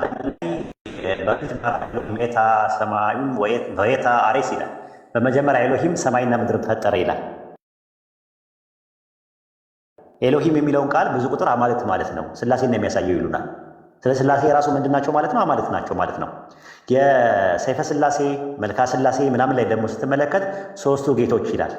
ሶስቱ ጌቶች፣ ሶስቱ ልዑላን፣ ሶስቱ ገዢዎች፣ ሶስቱ ጌቶች ተብለዋል። ኦልሞስት ማለት ነው።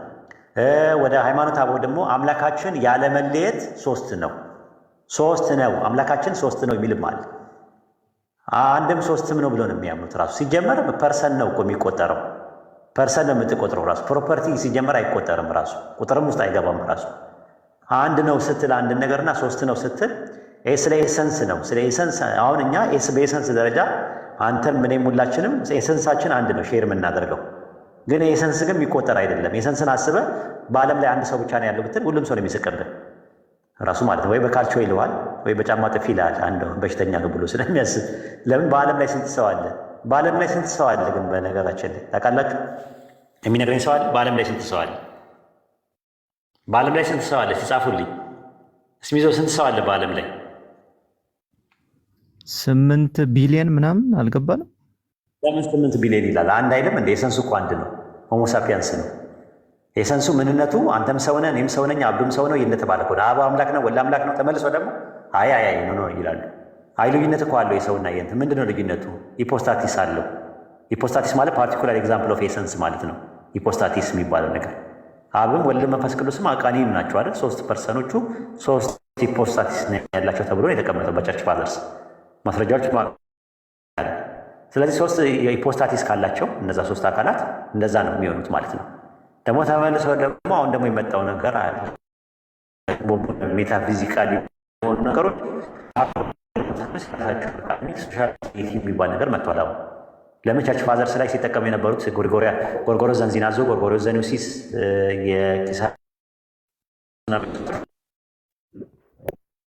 የሚጠቀሙበት ፈቃድ የሚባለው ነገር ያለው እንትን ላይ ነው፣ ኤሰንስ ላይ ነው ያለው፣ ኦንቶሎጂ ነው ብሎ ስለሚያምኑ ነው። ወደ ፕላቶኒክ ደግሞ አንደርስታንዲንግ ስትሄድ ደግሞ ሌላ ነው ራሱ። እዚያው በኢስላሚክ ማይንድሴት ውስጥ ከሄድክ ደግሞ ለምሳሌ በፈቃድ እናንተን እንለያያለን።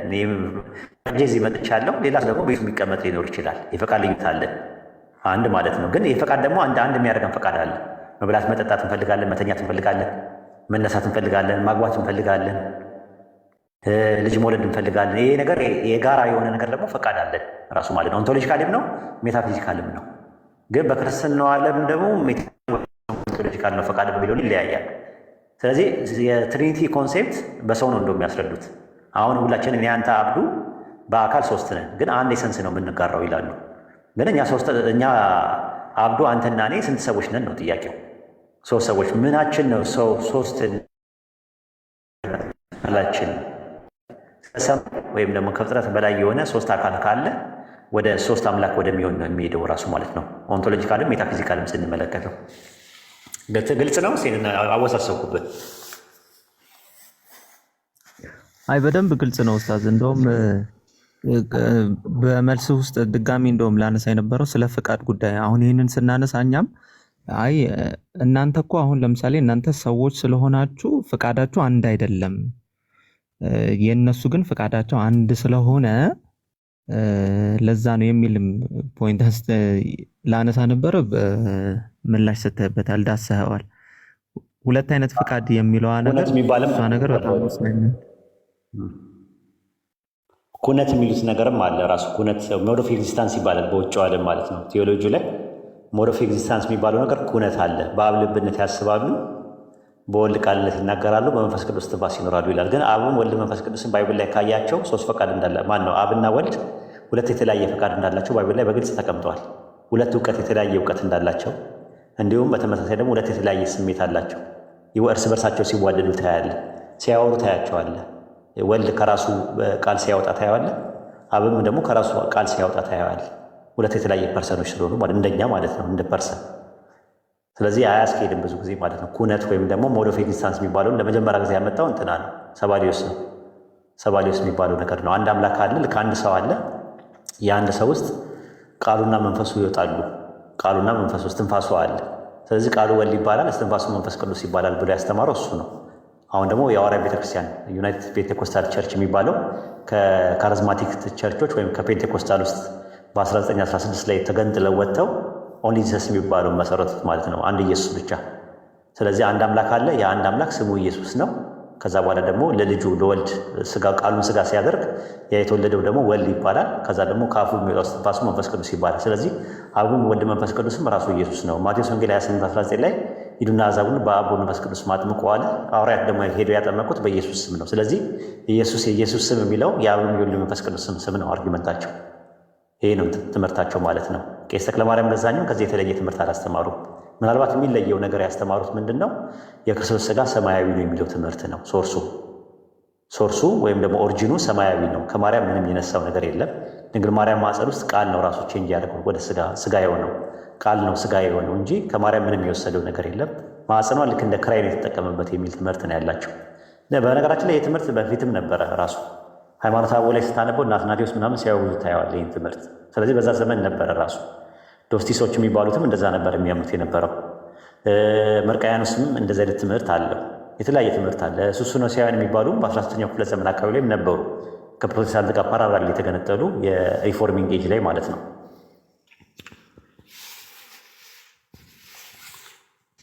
መርሃባ ጀዛከላ ኡስታዝ ሹክራን።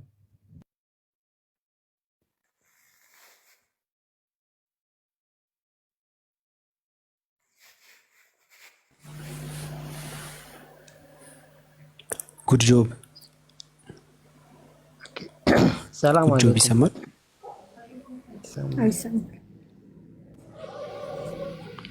ወአለይኩም ሰላም ወራህመቱላሂ ወበረካቱ።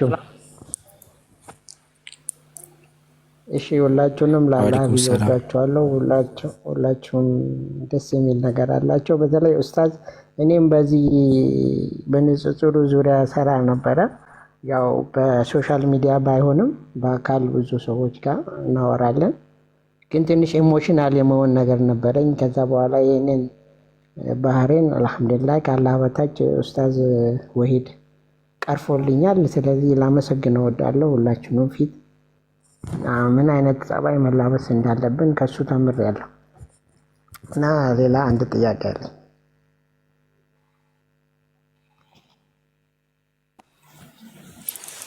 እሺ ያውኑ ራሱ ላይ ነው ጉድ ጆብ አይ አይደለም፣ ሌላ ነው። የዮሐንስ 1:1 ላይ ያለው ያ እሱ አሁን ነገረ ክርስቶስ ላይ ነው፣ ክራይስቶሎጂ ላይ ነው። አሁን ትሪኒቲን እያነሳን ነው። እንዲሁም ፕላስ ደግሞ ከስላሴ ጋር የሚነሱ ነጥቦችን እየዳሰንን አሁን ማቴዎስ ወንጌል ምዕራፍ 28 ቁጥር 19 በስታጠምቁ በወልድ በመንፈስ ቅዱስ የሚለውን ጥቅስ ነው እየዳሰን ያለ ነው። ምናልባት ግን ከስላሴ ጋር ቢያያዝ ብዬ ነበር፣ ግን ይሄ ክራይስቶሎጂ ጋር የሚያያዝ ነው። ምናልባት መጨረሻ ላይ እንትን ይላሉ። በመጀመሪያ ቃል ነበረ የሚለው በመጀመሪያ ቃል ነበረ የሚለውን ገብቶኛል። አሁን እየዳሰን ያለ ነው በፕሮግራም በርዕስ በመሆኑ አሁን ስላሴን ያሳያሉ ወይም ደግሞ 3 ፐርሰኖችን ያሳያሉ ብለው የሚያነሱ ወይም ያ 3 ፐርሰኖች አንድ 3% አንድ ዋን ሴንስ የሚለውን ፖይንት ያሳያል ብለው የሚጠቅሷቸውን ቨርሶች ነው እየዳሰን ያለ ነው። አንዳንድ ጥቅስ እያነሳን ማለት ከዘፍጥረት ጀምረን ይኸው እስከ አዲስ ኪዳን ላይ ወተናል እና አሁን ላይ ማቴዎስ ወንጌል ምዕራፍ 28 ቁጥር 19 ላይ ያለው ጥያቄ ካለው ይቀጥሉ። አይ ግን ቢያንስ እሺ በቃ ይሁንም በልና ምናልባት ስላሴን የሚያሳዩ ጥቅሶች ካሉ ምናልባት ያንሱ። እሺ ወደ ኋላ ማለት በስላሴ ጉዳይ የሚነሳው በስላሴ ጉዳይ ላይ የሚነሳው ትልቁ ዮሐንስ 1:1 ነው። ያው ቃል በመጀመሪያ ቃል ነበር፣ እግዚአብሔር ዘንድ ነበር ይላሉ እነሱ የሚያቀርቡት ይሄንን ነው። እሱ ለኢየሱስ አምላክ ነው ለማለት የሚጠቅሱት እንጂ ለስላሴ ጋር አያይዙት። ሜዲዌስ ግን መጨረሻ ላይ ምናልባት እንትን ይሉታል ሊጠይቁ ምናልባት ኡስታዝ ከፈቀደ ምናልባት መጨረሻ ላይ ሊያነሱት ይችላሉ። አሁን ወደ ሌላ ሰው እንደለፍሽ ዘ ጆርኒ ኦፍ ፋይንዲንግ ትሩዝ ጀዛኩሙላሁ ኸይራን። ሀሳቡ እንዳይበተን ነው ከሌላ እንትን ሳይሆን ሀሳቡ እንዳይበተንና ሰው መማር ያለበት ነገር እንትን እንዳይል ከሚል ነው። ምናልባት ለሌላውም ሰው እንትን እንዲሁም ማለት ነው። ዘ ጆርኒ ኦፍ ፋይንዲንግ ትሩዝ መቀጠል ትችላለህ ወይም ትችያለሽ? እሺ። አሰላሙ አለይኩም ወራህመቱላሂ ወበረካቱ። እንዴት ናችሁ? ወአለይኩም። ድምጽ አይሰማም? አሁን ይሰማል። እሺ መልካም። አይ የመጀመሪያው ጥያቄ እንትን ኡስታዝ ሲገልጹ ይሄኛውን አብ ወልድ መንፈስ ቅዱስ የሚለውን አውቶሪቲን ለመግለጽ ተፈልገው ነው የሚለው አውቶሪቲ የሚለው ኤክስፕሌን አልገባኝም እና እሱን እንዲያስረዱኝ ነው። ሁለተኛ ደግሞ ዘዳግም 19:17 ላይ አሁን ላይክ ከማቴዎስ ወንጌል 28 ላይ ያለውን ለማየት ነው እና እዛ ጋር አሁን ስናይ እግዚአብሔር አለ፣ ካህናቱ አሉ እና ደግሞ የዚህ ዘመን ፈራጆች አሉና እዚህኛው ፖይንት ላይ ለእኔ እንደገባኝ ከሆነ በምንነት የተለያዩ ማለት እግዚአብሔር አምላክ የሚለው ምንነት አለ፣ ካህናቱና የዘመን ፈራጆች ደግሞ በምንነት አንድ ናቸው። ሰው 2 ምንነት 3 ማንነት ነው እኔ እዚህ ጋር ማለት ምክንያቱም እግዚአብሔር ካህናትና ዘመን እንደዛ ከሆነ ማቴዎስ ወንጌል ላይ ያለው ጥቅስ በምንነትም 3 በማንነትም 3 ማለት እንችላለን ወይ? በዛ ወይ እንደዛ ነው ወይ? ላይክ እንደዛ መሆን ይችላል ወይ? እንደዛ ብለን ኢንተርፕሬት ማድረግ እንችላለን ወይ የሚለው ነው። ሶስተኛ ደግሞ ላይክ የመጀመሪያውን ናዝራውያን ላይ የነበረውን ኦሪጂናል ቡክ ማቴዎስ ጻፈው የሚባለው እሱ ጠፍቶ ከሆነ ይሄ የመጀመሪያው ላይ ከነበረው ጠፍቷል ወይም ደግሞ የመጀመሪያው ብለን አይ ቲንክ ኡስታዝ ገልጸውታል። አፉ በሉኝ አምልጦኝ ነው መሰለኝ። ከየትኛው ስክሪፕቸር ጋር ወዳድረን ነው አሁን እንትን ያልነው? የመጀመሪያው ላይ የሌለ የምንለው ያኛው የመጀመሪያው ትክክል ለመሆኑ ምን ኤቪደንስ አለን? ወይ ደግሞ ኦሪጂናሉ ከሌለ ያኛውን እንደ ሪፈረንስ መጠቀም እንችላለን ወይ?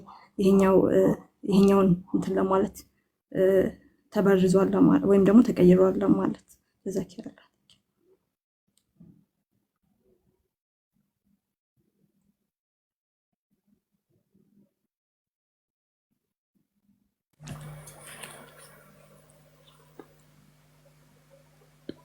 ይሰማል? ሁለት የተለያዩ ጥያቄዎች ነው የጠየቅሽው። የመጀመሪያው ጥያቄ ላይ ምንድን ነው አንድ ኦንቶሎጂካሊ ዲፈረንስ ያላቸው ነገሮች 2 ፐርሰኖች ማለት ነው አብና ወልድ። ለምሳሌ ዮሐንስ ወንጌል ምዕራፍ 5 ቁጥር 26 ላይ አብ በራሱ ሕይወት እንዳለው ለወልድም በራሱ እንዲኖረው ሕይወትን ሰጥቶታልና አለ። ሕይወት የተቀበለ አካል ነው ያ አካል ማለት ነው። በራሱ ሲል ደግሞ ሂምሰልፍ የሚለው ሪፍሌክሲቭ ፕሮናውን ነው የሚያመለክተው። ስለዚህ ሕይወት ሰጪና ሕይወት ተቀባይ ካለ በኤሰንስ አንድ ሊሆኑ አይችሉም። ታዲያ በኤሰንስ አንድ ካልሆኑ ማቴዎስ ወንጌል ምዕራፍ 28 ቁጥር 19 ላይ አብና ወልድ እና በሚል ወይም ካይ በሚል ኮፕላቲቭ ኮንጃክሽን እንዴት አብረው ቀረቡ? መቅረብ ብቻ አይደለም፣ ስም የምትለዋ ነገር በነጠላም ነው የመጣው። ከዛ አንጻር እንዴት ይታያል ለሚለው ነው ሙግት። አንደኛ ጢሞቴዎስ ምዕራፍ 5 ቁጥር 21 ላይ የጠቀስኩት የመጀመሪያው የግሪከኛውን ብትመለከቱት በአምላክ ኤንድ ካይ ማለት ነው። በጌታ በክርስቶስ ኤንድ ወይም ካይ በተመረጡ መላእክት ፊት እመክርሃለሁ። ፊት የምትለዋ ሲንጉላር ነው የመጣችው። ኤኖፒዮን ይላል። ኤኖፒዮን ማለት ሲንጉላር ነው። ስም የምትለዋ ሰብስታንቲፏ ሲንጉላር ሆና ነው የመጣችው።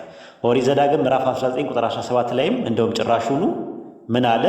በአምላክ አንድ፣ በካህናቱ ሁለት እና በዛ በሚፈርዱ ፈራጆች ፊት ይቆማሉ አለ።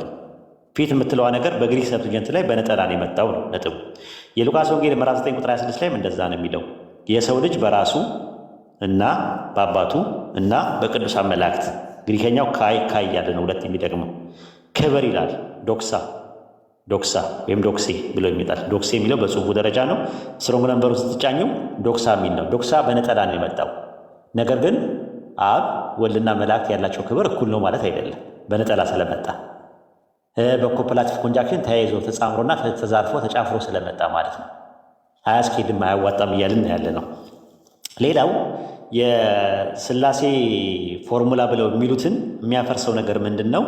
ማቴዎስ ወንጌል ምዕራፍ 28 ቁጥር 19 ላይ ያለው ኦሪጂናሉ ወይም ደግሞ በዕብራይስጡ የነበረው ሂዱና አሕዛብ ሁሉ በስሜ ደቀ መዛሙርት አድርጓቸው የሚል ነበረ አለ። ያንን ስንል ከኪሳችን ይሆን አግኝተን ያመጣ ነው ስንል አይደለም። ታዲያ ከየት አመጣችሁት ከተባለ ቸርች ሂስትሪ የሚባላል የቂሳርያው አውሳቢዮስ መጽሐፍ 3 ምዕራፍ 5 ቁጥር 2 ላይ ልብ አድርጉ። እንደምችን እንትኗን ሶርሷን ቴሌግራም ላይ ላስቀምጥላችኋለሁ ኢንሻአላህ። እቺን ቆይ ላስቀምጥላችሁ፣ ግሩፕ ላይ ላስቀምጥላችሁ ማለት ነው። አይ ቲንክ አስቀምጬላችኋለሁ። እዛ ላይ ምንድን ነው የሚያወራው? እርሱም ለደቀ መዛሙርቱም እንዲህ አላቸው ይላል፣ እንግዲህ ሂዱና አሕዛብን ሁሉ በስሜ ደቀ መዛሙርት አድርጓቸዋል። ስለዚህ ይሄኛው የማቴዎስ ወንጌል በዕብራይስጡ ላይ ይሄ ነው የተቀመጠው ብሎ ያሉን ራሳቸው ናቸው፣ እኛ አይደለም ያመጣ ነው። ምንጭ ያመጣ ነው ከራሳቸው ነው። ከቸርች ሂስትሪ ተብሎ ከተጻፈው ረሱል ሰለላሁ ዐለይሂ ወሰለም ከመወለዳቸው ነቢይ ተደርገው ከመላካቸው በፊት የነበረው የቂሳርያው አውሳቢዮስ የጻፈው ጽሑፍ ላይ ያገኘ ነው፣ የእኛ አይደለም ምንጩ። ትክክል ነው አይደለም የሚለውን ነገር እነሱ ያገናዝቡ። በታሪክ ውስጥ የተቀመጠ ነው። የቂሳርያው አውሳቢዮስ የጻፈውን ቸርች ሂስትሪ የሚለው መጽሐፍ ደግሞ ኦርቶዶክስም ካቶሊክም ፕሮቴስታንትም ይቀበሉታል። ፕሮቴስታንት እንደውም ሶላ ስክሪፕቸራ ናቸው ይባላል አይደል? ሶላ ስክሪፕቸራ እና ሶሎ ስክሪፕቸራ የሚባሉ ነገሮች አሉ። ፕሮቴስታንት ስናጠና ፕሮቴስታንት ለሁለት ይከፈላል። ማጂስትሪያል ሪፎርሚንግ የሚጠቀመው አሉ። ሁለተኛ ደግሞ ራዲካል ሪፎርሚንግ የሚባል ነገር አለ። እነ ማርቲን ሉተር፣ ዝዊንግሊ፣ ጆን ካልቪን፣ ያዕቆብ አርሜኒየስ ምናምን የመሳሰሉት ማጂስትሪያል ሪፎርመር ተብለው ነው የሚቀመጡት፣ የመጀመሪያዎቹ ማለት ነው አበይት የሚባሉት። ራዲካል የሚባሉት ደግሞ ዋልታ ረገጥ የሚባሉት ደግሞ እነሱ ደግሞ ሶሎ ስክሪፕቸራ ናቸው። በቃ የምንቀበለው ስክሪፕቸር ብቻ ነው፣ ሌላ ነገር አለ። እነዛኞቹ ደግሞ ምን ይቀበላሉ? ባይብል ሱፕሪም ኦቶሪቲ ነው እንጂ ሰቦርዲኔት ኦቶሪቲ አንቀበልም ማለት አይደለም ነው ብሎ የሚሉት። ትውፊት ይቀበላሉ፣ የቸርች ፋዘርስ ሶርስ ይጠቀማሉ፣ አራቱን ጉባኤዎች ይቀበላሉ። የትኛውን ጉባኤ? የኒቅያን ጉባኤን ይቀበላሉ፣ የኤፌሶን ጉባኤ ይቀበላሉ፣ የቆስጠንጢንያ ጉባኤ ይቀበላሉ፣ የኬልቄዶን ጉባኤ ይቀበላሉ። ፕሮቴስታንት የትኞቹ? የመጀመሪያዎቹ ማለት ነው። እነሱ ምን ይባላሉ? ሶላ ስክሪፕቸራ ይባላሉ። ስክሪፕቸር ብቻ አሎን ብሎ ሲሉ ስክሪፕቸርን አሎን የሚሉት ለመዳን ለሳሊቬሽን በቂ የሆነ መጽሐፍ ነው ብሎ ስለሚያስቡ። እነዛኞቹ ደግሞ ሶሎ ስክሪፕቸራ የሚባሉት ደግሞ ጭራሹኑ ምንም አያስፈልግም፣ ለምን ለሶርስም ለምንም አንጠቀምበትም፣ በቃ የምንቀበለው ባይብል ብቻ ነው የሚሉ ፕሮቴስታንቶች አሉ። በእውነት ከፍለን ነው የምናያቸው። ስለዚህ አሁን ማቴዎስ ወንጌል 28:19 ላይ ሂዱና አሕዛብን ሁሉ በስሜ ደቀ መዛሙርቱ አድርጓቸው የሚለው ከቂሳርያው አውሳቢዮስ የተገኘ መረጃ ነው፣ ኤቪደንስ ነው እያልኩሽ ነው ያለሁት። ግልጽ ነው? ትንሽ ጥያቄሽን መልሽ። ለመረጠልሽ የሆነ ነገር አውቶሪቲ ሲባል ምን ለማለት ነው? እሱን ኤክስፕሌን አድርግልኝ። አውቶሪቲ እንደዛ ከሆነ ደግሞ 3 ነው፣ ምርቃት ነው የሚሆነው። ምርቃት ነው የሚሆነው። ያ ምርቃት ነው፣ በምርቃት ደረጃ ነው ማየው። እሱ አሁን የሆነ ነገር እንትን ታያለሽ ማለት ነው። የከፈልሽው እስካሁን ለ2 ነገር ብቻ ነው፣ ለ2 ጥያቄ ነው ክፍያ። ሶስተኛውን ታቀባቢያለሽ፣ ለአብዱ ስጪው፣ ለማንኛውም ማለት ነው። ሶስተኛው ጥያቄ ምንድን ነው? ስም የሚለው ነገር ኦቶሪቲን ያመለክታል ወይ ወይም ደግሞ ስልጣን ወይም ደግሞ ትእዛዝን ያመለክታል ወይ ስንል፣ አዎ ያመለክታል። ምን ላይ ስንል መጽሐፍ አስቴር ምዕራፍ 2 ቁጥር 22 ላይ አስቴርም በመርዶክዮስ ስም ለንጉሥ ነገረችዋል።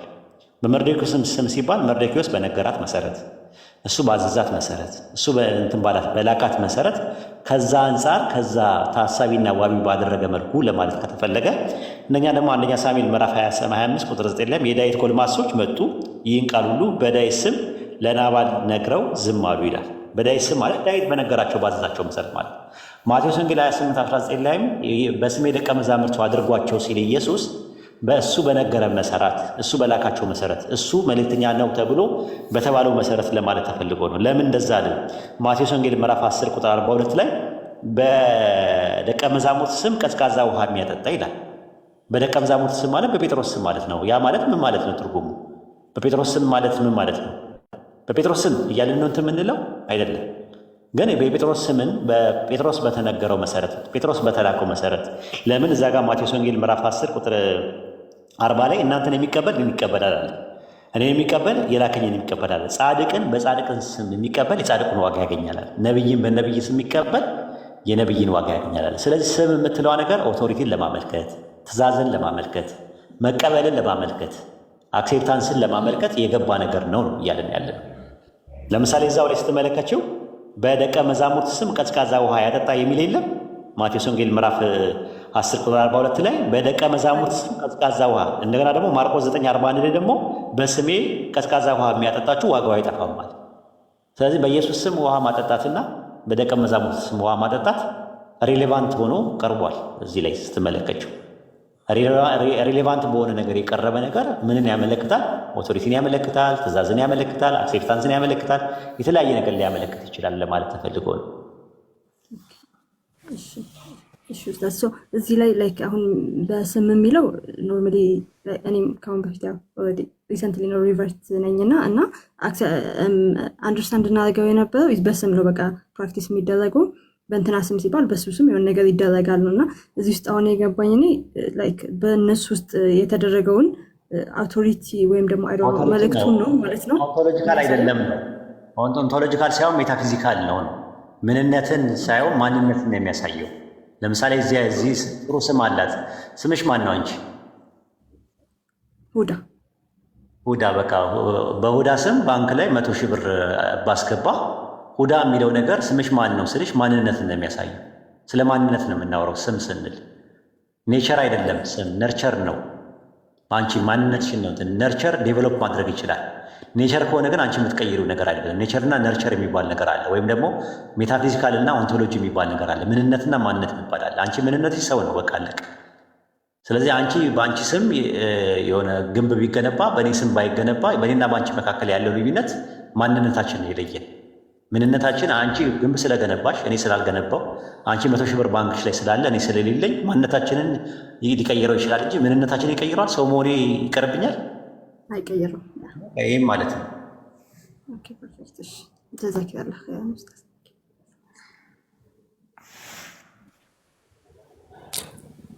አይ ቲንክ በቃ ይበቃል። እንትን ለክርስቲያን አሁን ወደ ክርስቲያን ወገኖች ብንዞር ይሻላል። እንደው በጣም ቆየን ወደ እነሱ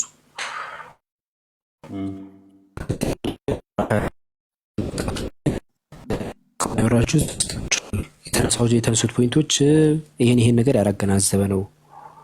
ይሄ ነገር እየተቆራረጠ እንዳይሆን ብቻ። አቡበክር ይሰማል ድምጼ? አዎ ትሰማለህ። እና ኦኬ አሁን ወደ ሁለተኛው ሴክሽን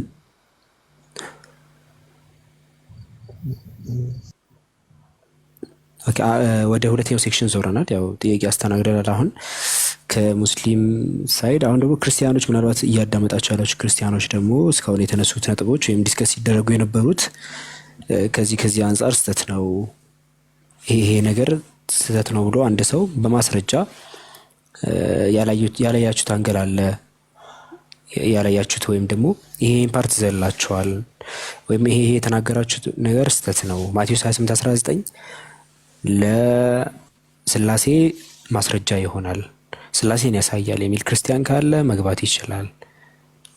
አንድ ቁጥር ይጻፍታችሁ።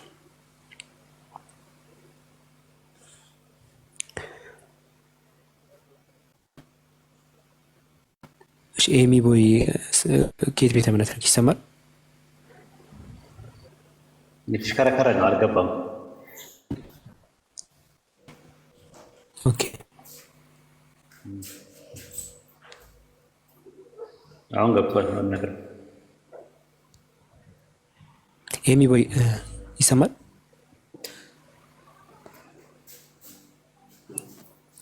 ኤሚ ቦይ ሙስሊም ነው አብዲ።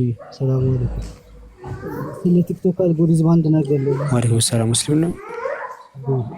አዎ እሱ ሙስሊም ነው። ከታች ኤዱኬሽናል ላይቭ ምናምን እያለ እንትን ማለት አለበት ሪፖርቱ እንደ መፍትሄ ያየሁት አብዲ። ሰላም አለይኩም። አፎን ካልሆነ እንትኑ ላይቭ ቢቋረጥ ነው የሚሻለው።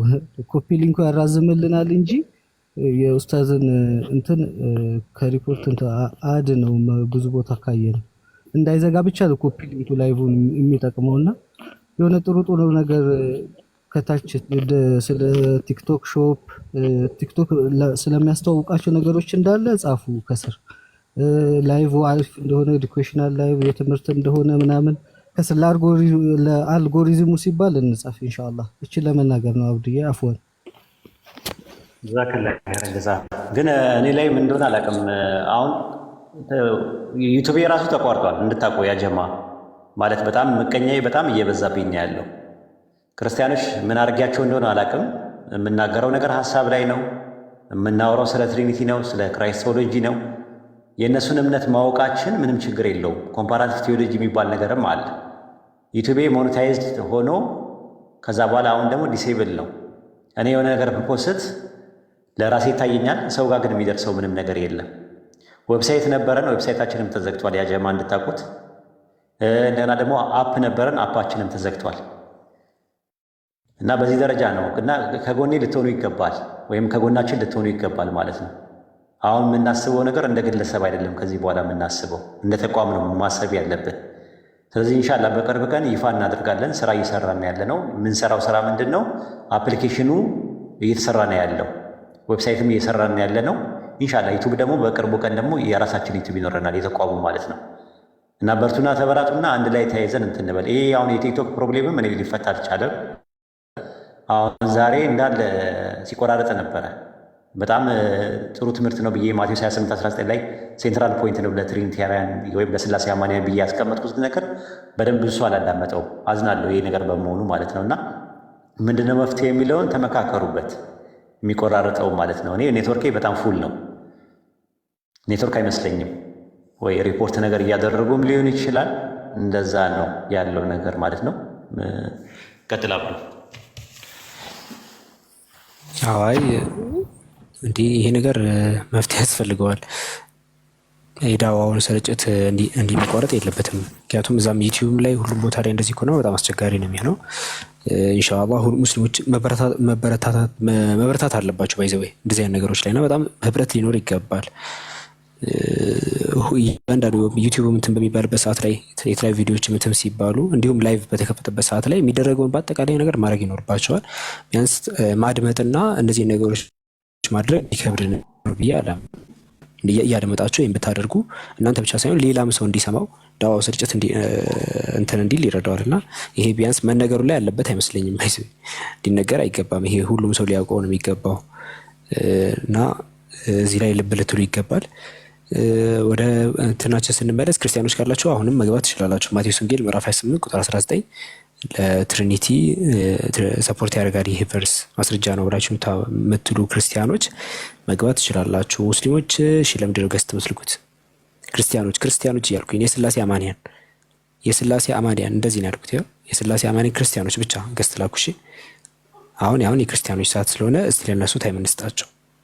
የስላሴ አማንያን ካላችሁ ማቴዎስ ወንጌል ምዕራፍ 28 ቁጥር 19 ለስላሴ ማስረጃ ሊሆን አይችልም፣ አይ ይሆናል የሚል ክርስቲያን ካለ ደግሞ አንድ ገስት ሪኩዌስት ልኮ ጥቅስ አጣቅሶ ማስረጃ አቅርቦ መሟገት ይችላል። ክርስቲያን ካለ መግባት ይችላል። ሬስሊም ክርስቲያን ነው ወይስ ሙስሊም ነው?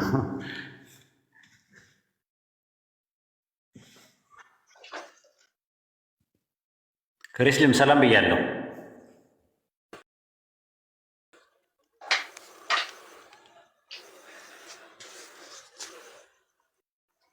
ክሪስሊም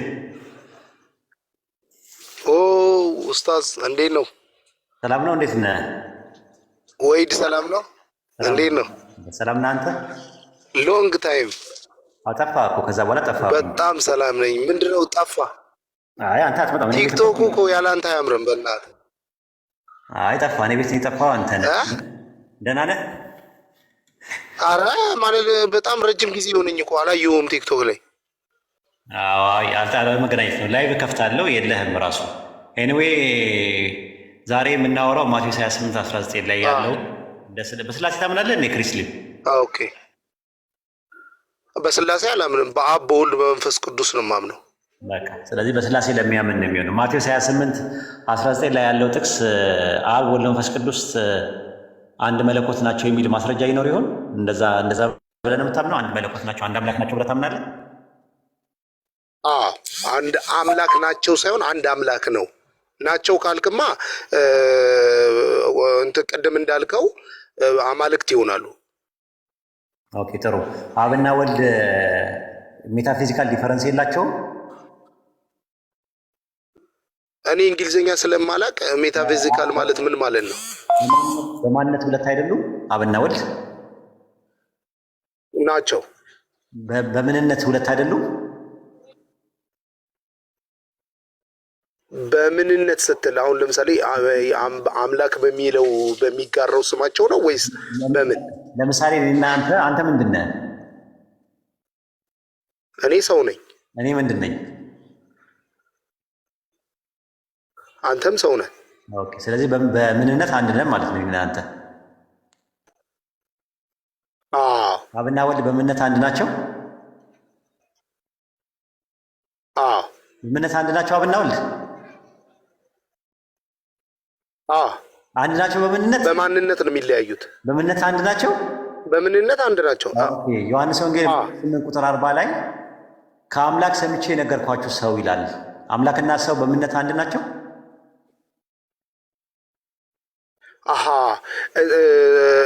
እንዴ እዚህ ጋማ ክርስቶስ እኮ በሰውነቱ ነው ያለው። አይጠየቁ ጥያቄ ሁለት ማንነት አይደል ያለው ክርስቶስ?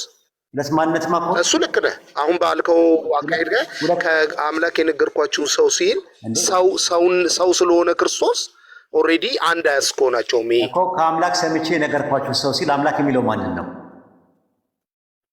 አምላክ የሚለው አብን ነው። ስለዚህ አምላክ ሲል አንድ አምላክን ነው ወይስ ከአምላክ አንደኛው ፓርት ነው አምላክ ያለው? አባቱን ነው እንጂ አባቱን አንዱን ፐርሰን ነው የሚናገረው እኮ። ከአምላክ ሰምቼ ሲል ከአንዱ አምላክ ማለቱ ነው ወይስ ከአንዱ አምላክ አንደኛው አባሉን ነው? አሁን እዚህ ጋር አንድ የሚለውን ቁጥር ስላልተጠቀመ ያው አምላክ የሚለው አብን ለማመልከት አባቱን ለማመልከት እንደሆነ ነው። ስለዚህ የአንድ አምላክ እዛ ጋር ከአንድ አምላክ እየሰማ የሚናገረው ምን ነበረ? የሚናገረው ሰምቶ የሚናገረው ማን ነበረ? ምን ነበር ነው የሚለው? ትእዛዙ እዛ ጋር ከአምላክ ሰምቼ ትእዛዙ ቃሉን ማለት አለ። ከአምላክ ሰምቼ የነገርኳችሁ ምንድን ነኝ አለ? ሰው ነኝ አለ። ስለዚህ ሰውና አምላክ ኦንቶሎጂካሊ አንድ ነው ወይስ የተለያዩ ናቸው? አንድ አይደለም።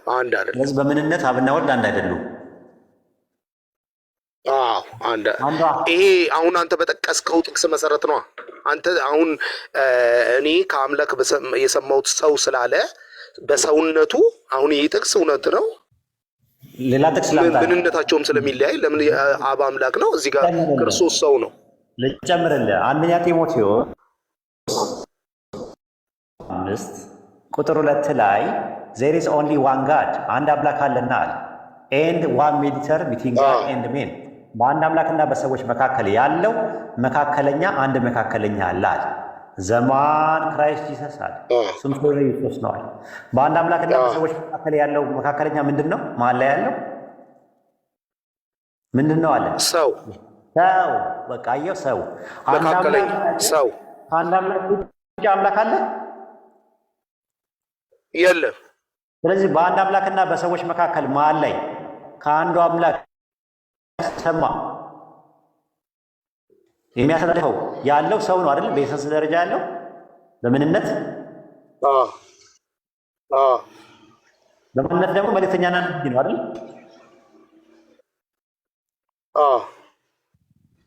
ስለዚህ ታዲያ ምን ትፈልጋለህ? አንድ አምላክ አለ ማለት ነው። አንተ ማቴዎስ 28:19 ላይ በቃ የሥላሴ ትምህርት ምን የሚያሳይ ነገር አንተ እኮ እኔ የማምነውን ቃል ተናገርክ እንጂ እኔ እናንተ እኮ ማንተማመንበት ቃል አለ። ለምሳሌ የክርስቶስን አምላክነት እኔ እናንተ አንተማመንም። አንተ አምላክነቱን አትቀበልም፣ እኔ እቀበላለሁ። ሰውነቱን ግን እቀበላለሁ። እኔ አየህ፣ ሁለት ማንነት ይዤ እኔ ክርስቶስ ሁለት ማንነት አለው ነው።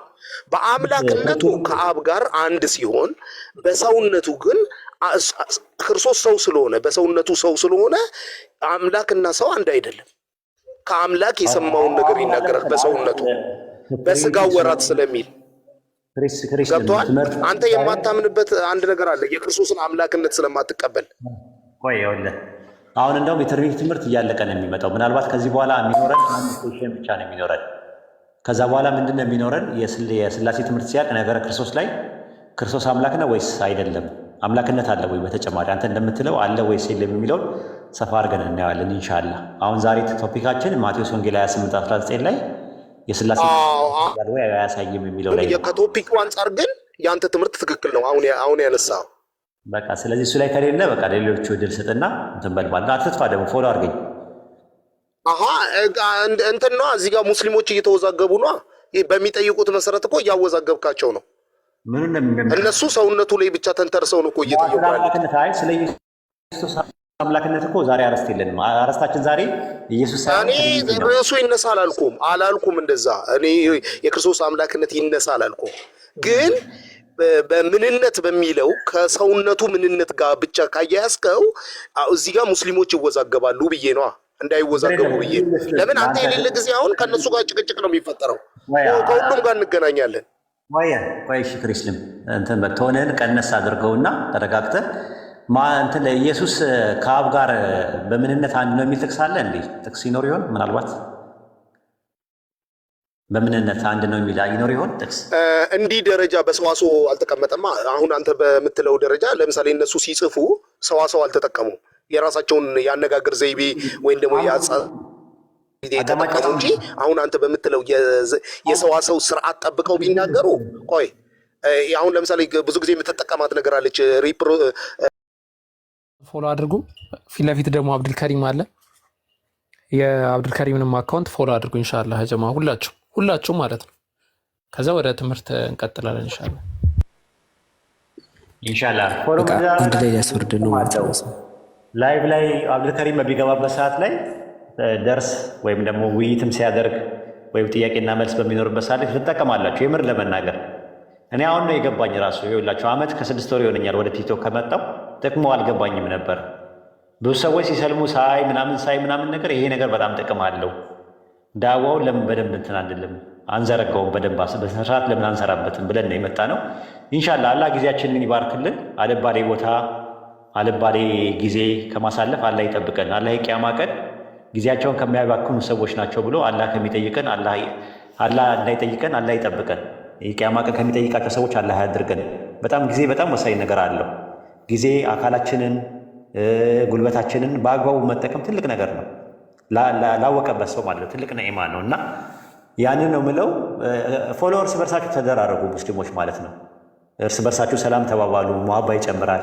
ረሱል ሰለላሁ ዐለይሂ ወሰለም እርስ በርሳችሁ እስካልተዋደዳችሁ ድረስ ጀነት አትገቡም፣ እስካልተዋደዳችሁ ድረስ አላመናችሁም፣ ካላመናችሁ ጀነት አትገቡም፣ አታምኑም፣ እስካልተዋደዳችሁ ድረስ እንድትዋደዱ ሰላምታ በመካከላችሁ አብዙ ነው ያሉት። እርስ በርሳችሁ የተገናኘ ነገር የተቆራኘ ነገር በጣም ወሳኝነት አለ። ኢንፎርሜሽን ተቀያየሩ፣ ትምህርት ተማሩ፣ ገብታችሁ ተከባበሩ። አንደኛውን አይጎሽመው፣ ተከባበሩ። መከባበርን የመሰለን ነገር የለም። ይሄ ነቆራ፣ አሜት፣ ይሄ አሉባልታ፣ ይሄ አሽሙር ምናምን ነገር አትጠቀሙ። ሊላሂ ወንድማችሁ ነው። ሙስሊም ወንድሞቻቸውን አክብሩ። እንዲሁም ደግሞ ክርስቲያን እና አይሁዶች እንዲሁም ከሙስሊም ውጭ ያሉ ሰዎችንም ሪስፔክት ይኑራችሁ። አትስደቧቸው። መሰዳደብ መፍትሄ አይሆንም። አክብሯቸው። ሰው በሰውነቱ መከበር አለበት። ሰው በመሆኑ ሰውን ለመርዳት ሰው መሆን ራሱ ብቻውን ራሱ በቂ ነው። ጎረቤቶቻችሁን አክብሩ። አብሮ አደጎቻችሁን፣ የሥራ ባልደረባችሁን፣ ትምህርት ቤት አብራችሁ የምትማሩ ሰዎችን ተከባበሩ። መከባበርን የመሰለ ነገር የለም። ዊዝ ሪስፔክት መነጋገር ይቻላል። ተነጋግሮ መግባባት ካልተቻለ ደግሞ ዝምታል። ረሱል ሰለላሁ ዐለይሂ ወሰለም ሲናገሩ በአላህና በመጨረሻው ቀን የሚያምን መልካም ይናገር ወይ ዝም ይበል ብሎ ነው ያስቀመጡት። ስለዚህ ካልሆነ ዝም ማለትም ግዴታ አይደለም። እኛ የምንፈልገው ነፍሳቸው እንዲድን ነው።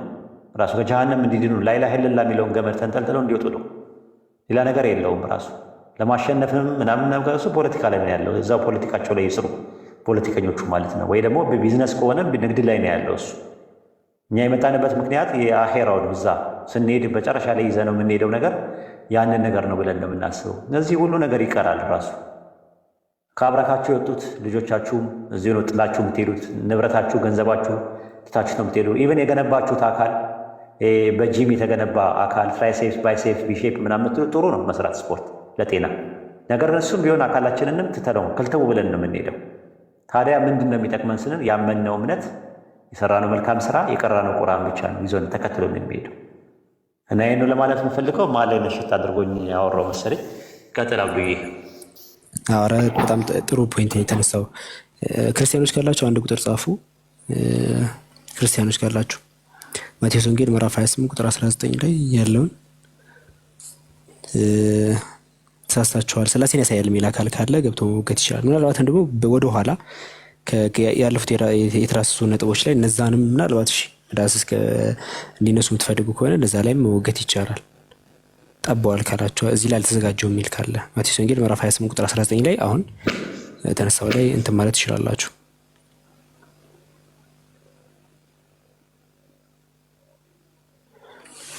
ቤቱን ፎሎ ያላደረጋችሁ ፎሎ አድርጉ።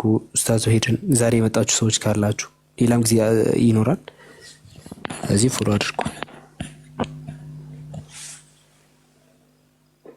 ክርስቲያኖች ደግሞ አንድ ቁጥር ጻፉ። መግባት ይፈልግ ክርስቲያን።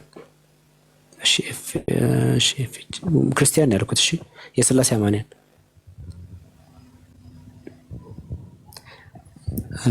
እሺ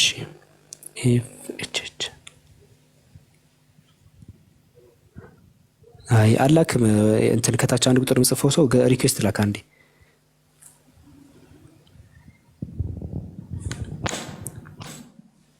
ዛሬ ክርስቲያን ያለ ሙስሊሞች አይደለም የሥላሴ አማንያን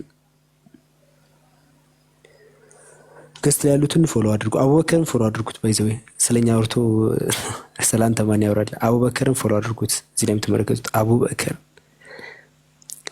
ጥሩ ንጽጽር ላይ የሚሰራው ወንድማችን ነው። በጣም ጥሩ ልጅ ነው። ኡስታዝ ሄደን ፎሎ ያላደረገ ደግሞ አንድ ቁጥር ይጻፍና ታች ብሎክ ላድርገው። ይሄን የመሰለ ትልቅ ትምህርት ነው ዛሬ ያገኘ ነው። ብሎክ አስደረገን የሚሉት እኮ ኡስታዝ ክርስቲያኖች እንግዲህ እንዴት እናድር? በእኔና በጥምቀት የማይጫወት የለም። በኋላ ላይ ደግሞ ወደ አብዱል ከሪምን ልኮ ብሎክ አስደረገኝ ነው የሚሉት በኋላ ላይ እንደዛ ነው። እሺ ዱከም ወይ ኡስታዝ ወዲ ሰላም ነው? እንዴት ነህ? ደህና ነኝ አምላክ ይመስገን። እንዴት ነህ? ሁሉ ሰላም ነው? አለ ማሻአላህ። አዳመጥክ ዛሬ ደርሱን ማቴዎስ 28:19? ዋው የሚገርም ነው። እዛ ላይ እኔ ራሱ እየተንገዳገርኩ ነበር። ግማሹ ተመለሰልኝ። የቀረች ጥቃቅን ነገር አለ። ኦኬ ማቴዎስ 28:19 ላይ ጥያቄ ካለ አቅርበው። ስም የምትለው አያያዥ ነኝ። እዛው ቀጥዬ ስም የሚለው ላይ ልጠይቅህ ነበር ከሌላ ጨምሬበት ማለት ነው። ኮመንት ስም ምን ይሁን? ኦኬ ኢዮኤል ምዕራፍ 2 ቁጥር 32 ላይ የጌታን ስም የሚጠራ በመከራ ቀን ፀሐይ በሚጨልምበት በመከራው ቀን የጌታን ስም የሚጠራ ይድናል ይልና ሮሜ ላይ ወስዶ ኢየሱስ ጌታ እንደሆነ ብትመሰክር አምላክ ከሙታን እንዳስነሳው ብታምን ትድናለህ ይላል። እንዲሁም ዮሐንስ ወንጌል ላይ እኔ በአምላክ ስም መጥቻለሁ ምናምን የሚል አለና ይሄንን አንድ ላይ ጨፍልቀው ኢየሱስ የምትለው አምስቷ ፊደል የአብ ስም ነች፣ የወልድ ስም ነች፣ የመንፈስ ስም ነች ምናምን ብለው አንድ ላይ ቀጣጥለው ትንሽ ግራ ለማጋባት ይሞክራሉ። እንዴት እንደገባቸው ባላውቅም እና በአብ ወልድ መንፈስ ቅዱስ ስም አጥምቁ የሚለውን ስም የምትለው ኢየሱስን አመልካች ነው የሚል ግምታዊ መላምት የሆነ ግራ ማጋቢያ ነገር አለና እሷን ትንቢተ ኢዩኤል ምዕራፍ 2 ቁጥር 28 እና ሐዋርያት ሥራ ምዕራፍ 2 ቁጥር 17 ላይ ዮዴሄ ቫቭሂ ነው የሚጠቀመው። የያህዌን ስም የሚጠራ ይድናል ነው የሚለው። አጋጣሚ ጴጥሮስ ከመጽሐፈ ኢዩኤል ትንቢተ ኢዩኤል ምዕራፍ 2 ቁጥር 28 ላይ ሲጠቅስ ፓራፍሬዝ ኮቴሽን አይደለም፣ ዳይሬክት ኮቴሽን ነው የጠቀሰው። ስለዚህ ዮዴሄ ቫቭሂም የነበረውን ኩሪዮስ እያለ ተርጉሞታል ማለት አይደለም። እነዛ ካደረገ ጴጥሮስ ነው ስህተት የሚኖርበት። ነገር ግን እንደዛ አይደለም መጽሐፉን ከሆነ የሚጠቅሰው። ስለዚህ ሮሜ ምዕራፍ 10 ላይ ያለው ኢየሱስ ጌታ እንደሆነ በአፍህ ብትመሰክር አምላክ ከሙታን እንዳስነሳው በልብ ብታምን ትድናለን የሚለው እዛ ጋር ኢየሱስ ጌታ እንደሆነ ሲል ጌታ የሚለውን ቃል የሚጠቀሙበት በባይብል ላይ ስልጣንና ሹመትን እልቅናና ማዕረግን ለማሳየት ነው። ልክ ሐዋርያት ሥራ ምዕራፍ 2 ቁጥር 36 ላይ እንዳለው ማለት ነው። ግን እዛ ላይ ወረድ ብለህ ስታየው አንዱ ጌታ የሁሉ ጌታ ነው የሚለው ዘዳግም 6:4 ላይ ያለውን ነው። እስራኤሎች ስማ አምላካችን ያህዌ አንድ ያህዌ ነው። ስማ እስራኤሉ ያህዌ ሎሃይኑ ያህዌ ኤኻድ ይላል። ኤኻድ እያለ ነው የሚጠቀመው። አሁን ያህዌ የሚለውን ዮዴሄ ቫፌ የሚለውን ማርቆስ ወንጌል 12:29 ላይ ሲያስቀምጡት እስራኤሎች ስማ ጌታ አምላካችን አንድ ጌታ ነው አለ። ጌታ ብለው ያስቀመጡት ኩሪዮስ ብለው ያስቀመጡት ሲተረጉሙት ከዘዳግም 6:4 ላይ ዮዴሄ ቫፌ ከሆነ ዮዴሄ ቫፌ ነው አንድ የተባለው። አንዱ ጌታ ማለት አንዱ ያህዌ የሁሉም ያህዌ ነው። ለሚጠሩት ሁሉ ባለጸጋ ነው። የያህዌን ስም የሚጠራ ይድናል ትርጉሙ እንጂ ስለ ኢየሱስ አይደለም የሚያወራው። ይሄ የመጀመሪያ ያዝልኝ። ወደ ሁለተኛው ደግሞ የመጣበት ዮሐንስ ወንጌል ምዕራፍ 5 ቁጥር 43 ነው አይደለ? እኔ በአባቴ ስም መጥቻለሁ አልተቀበላችሁኝም የሚለው ምን ችግር አለው? አንደኛ ሳሙኤል ምዕራፍ 17 ቁጥር 45 ላይ ዳዊት ምን አለ? በማን ስም መጥቻለሁ አለ? በሰራይ ጌታ በሕያዌ ስም መጥቻለሁ ይላል እሱ። ስለዚህ የዳዊት ስም የአምላክ ስም ነው ማለት ነው። አንበዋል ስም ጥቅስ ምን ነው ዝም አልክ? ድኮን አይገርምም? እንደዚህ አይዣዣ አላንተ አልኩ ተቆራረጣለህ ወይ? እየሰማው ነው። ኧረ እየሰማው ነው። ኔትወርክ ቀያ ብርቶብኛል። እዛ እሺ ተመለሰልህ። ዮሐንስ ወንጌል 5:43 ላይ መስለኛል። ኔትወርክ ቀያ ብርቶብኝ ነው። አይደ አያይዤ ያላነበብኩም እንጂ ማንበብማ መጽሐፍ ወደ 4 ምናምን እኮ ሸምድጃለሁ። ግን ያላ እንደዚህ ማያያዙ ላይ አቅማጠው እኮ አንደኛ ሳሙኤል ምዕራፍ 17 ቁጥር 45 ላይ ዳዊት በማን ስም ነው የመጣው? በሕያዌ ስም ነው የመጣው። በአምላክ ስም መጣ ማለት ዳዊት አምላክ ነው ወይም ደግሞ የዳዊት ስም የአምላክ ስም ነው ማለት እንዳልሆነ ሁሉ ዮሐንስ ወንጌል 5:47 ወይ 43 አካባቢ ላይ በጌታ ስም እኔ በአባቴ ስም መጥቻለሁ አልተቀበላችሁኝም ይላል። ሌላው በራሱ ስም ሲመጣ ትቀበሉታላችሁ። ሌላው በራሱ ስም ሲመጣ የሚለው እንዴት ሊያደርጉት ነው? በራሱ ስም ሲመጣ ማለት በራሱ የሚለው ነገር የራሱ ስም እንዳልሆነ እኮ ነው የሚያስረዳው። እኔ በአባቴ ስም መጥቻለሁ ማለት አባቴ ልኮኝ መጥቻለሁ ነው። ሌላው በራሱ ስም ሲመጣ ደግሞ ሳይላክ ራሱ ዝም ብሎ ነፍስያው ወይም ደግሞ ራሱ በራሱ ተነሳስቶ ሲመጣ ማለት ነው። ትርጉሙ ግልጽ ነው። ትክክል። አዎ ግልጽ ነው። ያልተመለሰ ነገር አለ ከጠየቀው ውስጥ? የለም። ሌላውን ሌላ ጊዜ ጠይቃለሁ። የጳውሎስ ጉዳይ ነው እያጨናነቀኝ ያለው። እሱን ጄሮ የሚባል ልጅ ያው እያወናበደኝ ነው። ቅድም ስታነሳው ነበር። ኦኬ ችግር የለም። ጥያቄዎችን ስጨርስ ስለ ጊዜ አታቃጥል። ተኝተህ ለመነሳት ምንም ዋስትና የለህም። አሁን በጥያቄ ላይ ስለሆነ ውዝር አለው። አላህም ይረዳሃል። ምንም ችግር የለም። ያውቃል፣ የልብህን ያውቀዋል። ምክንያቱም በጥያቄ የተሞላ ሰው ስለሆንክ ማለት ነው። ግን ጥያቄዎችን መሰረታዊ የሚባሉት ጥያቄዎችን ቶሎ ቶሎ ጨርስና ብሰልም ጥሩ ነው ለራስህ ነፍስህን ለማዳን ማለት ነው። ተኝተህ ለመነሳትህ ምንም ዋስትና የለም። እንቅልፍ መቼ እንደሚመጣ ሲወስድም አታውቀውም። ራሱ አማክሮም አይደለም የሚወስድህ እንቅልፍ ደግሞ የሞት ታናሽ ወንድም ነው። ሞትም እንደዛው ነው። ሲመጣም ሲያማክርህም ሲመጣም አማክሮ አይደለም የሚመጣው ሞትም ማለት ነው። ስለዚህ በሞት አፋፍ ላይ ሆኖ ሻሃዳ ብትይዝ ዋጋ የለውም። አላህ የጠበቀ ከሞትም አላህ እድሜን ያርዝመው እና ምንድነው የምንመኝልህ? ሂዳያ ነው የምንመኝልህ። ኢንሻአላህ በርታና አጥናና ቶሎ ብለህ ጠቅለል ብለህ ይህንን ሰማይና ምድርን በመካከላቸው ያለውን የፈጠረውን የዓለማቱ ጌታ አላህ በብቸኝነት አምልክ። በአንድነቱ ላይ ሁለትነት ሶስትነት የሌለበትን፣ በጌትነቱ ላይ ባርነት የሌለበትን፣ በአምላክነቱ ላይ ሰውነት የሌለበትን፣ እንደገና ደግሞ በሀያልነቱ ላይ ድካም የሌለበትን፣ በጥበቃው ላይ እንቅልፍ የሌለበትን አንዱን አምላክ የአምልኮ ሀቅ የሚገባው የፈጠረህን የአምልኮ ሀቅ የሚቀበለውን አንዱን አምላክ የሚተሳሰብህን የፈጠረን ዓለማትን ሲፈጠር ብቻውን ነው የፈጠረው። ዓለማትን የሚያስተናብረው ብቻውን ነው። አህካሞቹን ይሄ ነገር ፈርድ ነው፣ ይሄ ነገር ሐራም ነው፣ ይሄ ነገር ሐላል ነው ብሎ ህጉን ያወጣውም እሱ ነው። በዛ ህግ መሰረት የቂያማ ቀንም የሚፈርደው እሱ ነው። ይህን አምላክ በብቸኝነት አምልከህ ወደ እሱ መጠቅለልን መሄድህን እንፈልገዋለን ማለት ነው ኢንሻአላህ። እና በርታ። እሺ አመሰግናለሁ።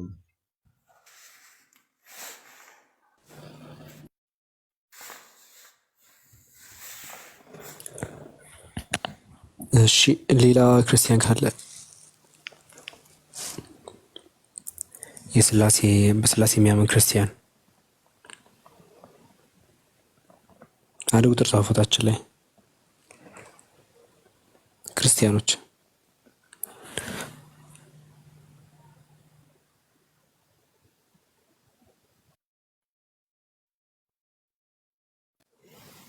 ሚኪ የሚባል ሰው ገስት ሪኩዌስት አላክም። እኔ አይታየኝም።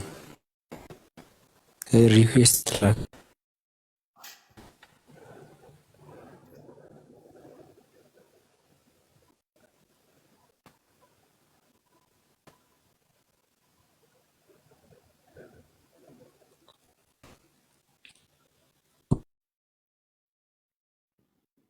ኔትወርክ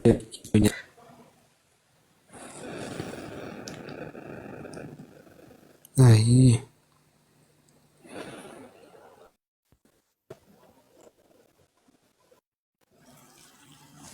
አወክ የሚሰማ ከሆነ አንተ እንትን ብል ገስ እንትን በል።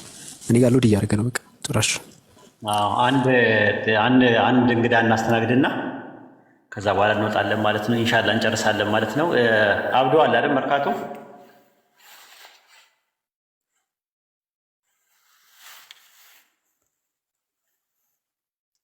የእምቢ ብሎታል። አብዶ አለ መርካቶ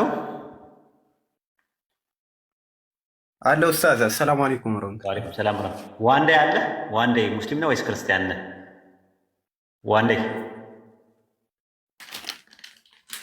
ዋንዴ ኦኬ ብሎ ነው ቁጭ ያለው ማለት ነው። በቃ እንትን መርሃ ግብራችንን እናጠቃለው አይደል? አቡኪ ይበቃል። እዛ ይሻላል። ኔትወርክም በጣም አዛ እየሆነ ነው። ኢንሻላህ እንደዛ ሳይሻል አይቀርም። ኡስታዝ አዝናለሁ። እንግዲህ የዛሬው ፈልጌው አይደለም። እንግዲህ እንደዚህ አይነት ነገር የተፈጠረው ኔትወርኩ በጣም ሲያስቸግረን ነበር፣ አዛ ሲያደርገን ነበረ። እንግዲህ ቀደረ አላሁ ተዓላ።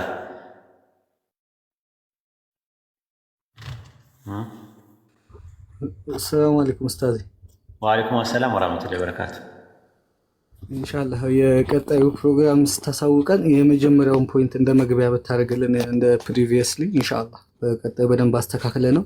አሁን ዛሬ ትንሽ እንትን ያለው ሰሞኑን አልሐምዱሊላህ የተጀመረች እንትን አለች እና በየቦታው ስምህ ሜንሽን ስለሚሆን ያን ተከትለው እየገቡ ኮፒ ማድረግ አለባቸው። ሪፖርት የሚያደርጉም ስላሉ በተቃራኒው ኢንሻአላህ ፎሎ የምናደርገው አዳዲስ ሰዎችም ሆነ ባገኘነው ቁጥር እንትኑን ኮፒ ሊንክ እናድርግለት። ግን ላይቭ ላይ እንዳልነው አሁን ሰላም አገኘ ትንሽ ማሽቃበጥ ይፈልጋል። ኢንሻአላህ ከሼር ከኮፒ ሊንኩ የበለጠ ትንሽ ለአልጎሪዝሙ እንትን እንላለን። ኢንሻአላህ እቺን እንደ ቲፕ እንጨምራትና ሁላችንም ለቀጣይ ኢንሻአላህ አስተካክለ ነው ኡስታዝ እንደ ፕሪቪየስ አድርገ ፕሪቪየስሊ ብለህ ትንሽ ነካክተህልን እንገባለን። ቀጣይ ለዛሬ ቢዘጋ ይሻላል። ደምድመውና ኡስታዝ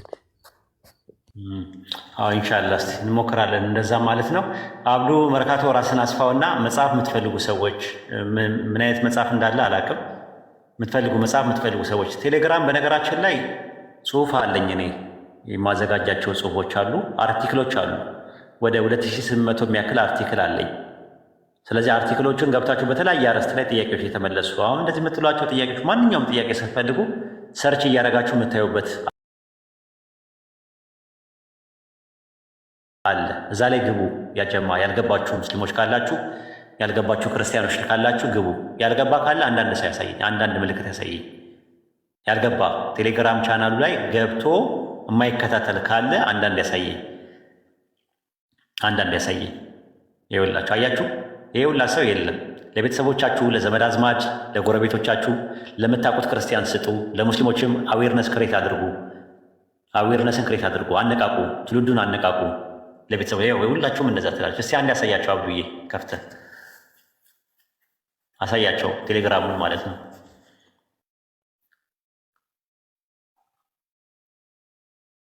አሳያቸው። የለንም ስትሉኝ ያው በጣም ብዙ ሰው አይከታተልም። ቴሌግራም ላይ ገብታችሁ ይኸው እዚህ ጋር አለላችሁ። አሳያቸው ወይድ የሚለው ሊንኩን አሳያቸው እንዴት እንትን እንደሚለው። ይህንን ወይድ የዕቅበተ ኢስላም መጣጥፍ ብላችሁ ጻፉ። እንደዛ ስትሉት ይመጣል። የሌላችሁ ልጆች ማለት ነው። ያላችሁ ሰዎች ለሌላችሁ ስጡ። ሊንኩ የሆነ ከስር አለላችሁ፣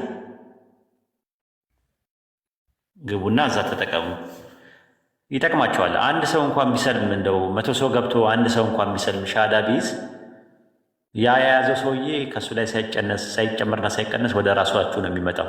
አጀር ፈላጊዎች የሆናችሁ ልጆች ማለት ነው። ኢንሻላህ ትጠቀማላችሁ ብዬ አምናለሁ። ጥሩ ጥሩ ነገሮች አሉት ብዬ አምናለሁ። የተጠቀመ ሰው ነው እንግዲህ መመስከር የሚችለው። እኔ እንኳን ስለ ራሴ ሳይሆን ስለ ዲኔ ነው፣ ዲኔን አድንቄ ነው ማወራችሁ እንጂ ስለ ራሴ አይደለም። ማለት ምን ያህል የእኛ ዲን ምን አይነት ዲን እንደሆነ የምታውቁበት ኮምፓራቲቭ ሪሊጅን የምታነጻጸሩበት ነገር ነው እና ይጠቅማቸዋል ራሱ እና ይህን ይመስላል። እንትን በሉት ግቡና ይታያቸዋል። ቲ ከዛ በኋላ ነጥብ ከዛ በኋላ ቴሌግራም ማለት ነው። ከዛ በኋላ ወሂድ ዳትኮም ብላችሁ ሰርች ስታደርጉት ይመጣል። ወይም ደግሞ ወሂድ ዕቅበተ ኢስላም ብላችሁ ካላችሁ ይመጣል። ይኸውላችሁ ይታያችኋል። ወሂድ የዕቅበተ ኢስላም መጣጥፋት ነው መሰለኝ ባለሳሳት፣ መጣጥፋት የሚል ነገር ነው ያለው። ይታያችኋል። መጣጥፋት ወይም በእንግሊዝኛ ጻፉት። ወሂድ አርቲክል ኦፍ ኢስላሚክ አፖሎጀቲክስ የሚል ነው ያለው። በቀላሉ ማግኘት ይቻላል። ወሂድ ብላችሁ ሰርች ብታደርጉት ስፔሊንግ እንዳትሳሳቱ ገብታችሁ መማር ትችላላችሁ፣ ማስተማር ትችላላችሁ። ከዛ በኋላ ምትበረቱ ማለት ነው። እና መጽሐፉን ስትፈልጉ አብዱ መርካቶ እንትን በሉት። የትኛውም ዓለም ላይ ያላችሁ ሰዎች መጽሐፉን ማግኘት ትችላላችሁ ማለት ነው። ያው አለላችሁ የምትፈልጉትን መጽሐፍ ማለት ነው። ኢየሱስ የባህሪ አምላክ ነው። ሌላ ደግሞ አልገደሉት ማለት አዲሱ መጽሐፍ የኢየሱስ ምንነትና ማንነት የሚለው የምትፈልጉ ሰዎች በውስጥ አውሩትና አብዱ መርካቶን አውሩትና ይላክላችሁ ያላችሁበት ቦታ አረብ ሀገርም፣ አውሮፓም፣ አሜሪካም፣ ደቡብ አፍሪካም እንደዚህ የፈለጋችሁት ቦታ ክፍለ ሀገርም፣ አዲስ አበባ ኢትዮጵያ ያላችሁ ሰዎች ደግሞ ክፍለ ሀገርም ስትፈልጉ እንትን ያስፈልጋቸዋል ማለት መጽሐፉ ያስፈልጋቸዋል፣ ለንጽጽር ያስፈልጋቸዋል ብትበረቱ ማለት ነው። እና አይ ቲንክ ይህንን ነው የምንለው። የምትናገረው ነገር አለ አብዱ መርካቶ? በቃ ያናግሩኝ። የትም እንዳልከው አውሮፓ፣ አሜሪካ፣ አረብ ሀገራትም እዚህ ክፍለ ሀገርም ደሴ ያላችሁ፣ ድሬዳዋ፣ አዳማ፣ ኮምቦልቻ፣ የትም ክፍለ ሀገር ያላችሁ አናግሩኝ እና አዲስ አበባ እና ሌላም ሀገር ያላችሁ መጽሐፉን ማግኘት ትችላላችሁ። ከበየው ስር ስልክ ቁጥር ያለ እና ሌሎች መጽሐፎችም ከፈልጋችሁ አሉ። ሌሎች መጽሐፎች የነቢዩ መሐመድ ሰለላሁ ዐለይሂ ወሰለም የህይወት ታሪክ፣ ሌላም እነዚህ መጽሐፎች አሉ። ብዙ አይነት መጽሐፎች አሉ። እነዛንም እንትን ማለት ትችላላችሁ። የቁርአን ተፍሲር፣ ሲራ፣ የነቢያት ታሪክ አለ። ነገ እደውልልሃለሁ አብዱዬ። አይ እንትን በውስጥ አውሩኝ። ስልክ ቁጥሬ ባየው ስር ላይ ያለ እና የትም ቦታ ያላችኋል። የነቢዩ መሐመድ እና ሁለቱን የዋሂድን መጽሐፍ ወስዳለሁ። እሺ እሰጥሃለሁ። በቃ እሺ አባት ይህን ይመስላል። በቃ ኤክስኪውዝ የለውም። ኖርማል መጽሐፍ መግዣ አጣው የምትሉ ሰዎች ካላችሁ እስቅባችኋለሁ። እኔ የምስቅባችሁ የመጀመሪያ ማለት ነው። ለምንድን ነው? ስላጣችሁ አይደለም እኮ ብር ስለሌላችሁ ወይም መግዣ ስለሌላችሁ እንዴት እኛን አትጠይቁንም? እኛን ጠይቁን። መጽሐፍ መግዣ የለኝም፣ ተማሪ ነን፣ የዩኒቨርሲቲ ተማሪ ነን፣ የመግዛት አቅም የለን የምትሉ ሰዎች አግኙን፣ በቴሌግራም አግኙን። እሺ ምንም ችግር የለውም። እኛ አፎርድ እናደርጋለን። ተቋሙ አፎርድ ያደርጋቸዋል። ይህንን ግዴታ ነው። ዓላማው ኢላማው ሪሳላው እንዲዳረስ እስከሆነ ድረስ ምንም ችግር የለውም። ሰምታችሁኛል ማለት ነው። በደንብ ሰምታችሁኛል። አይ ቲንክ መድገም አያስፈልገኝም። ኢንሻላ ኡስታዝ አሉ ኢማም አሊ ስላሉ በመካከላችን ኢንሻላ የሆነ ነሲያ ነገር ስጡንና ለተወሰነ ደቂቃ እንቋጨው ፕሮግራማችን ይመስለኛል። ኡስታዝ አሰላሙ አለይኩም።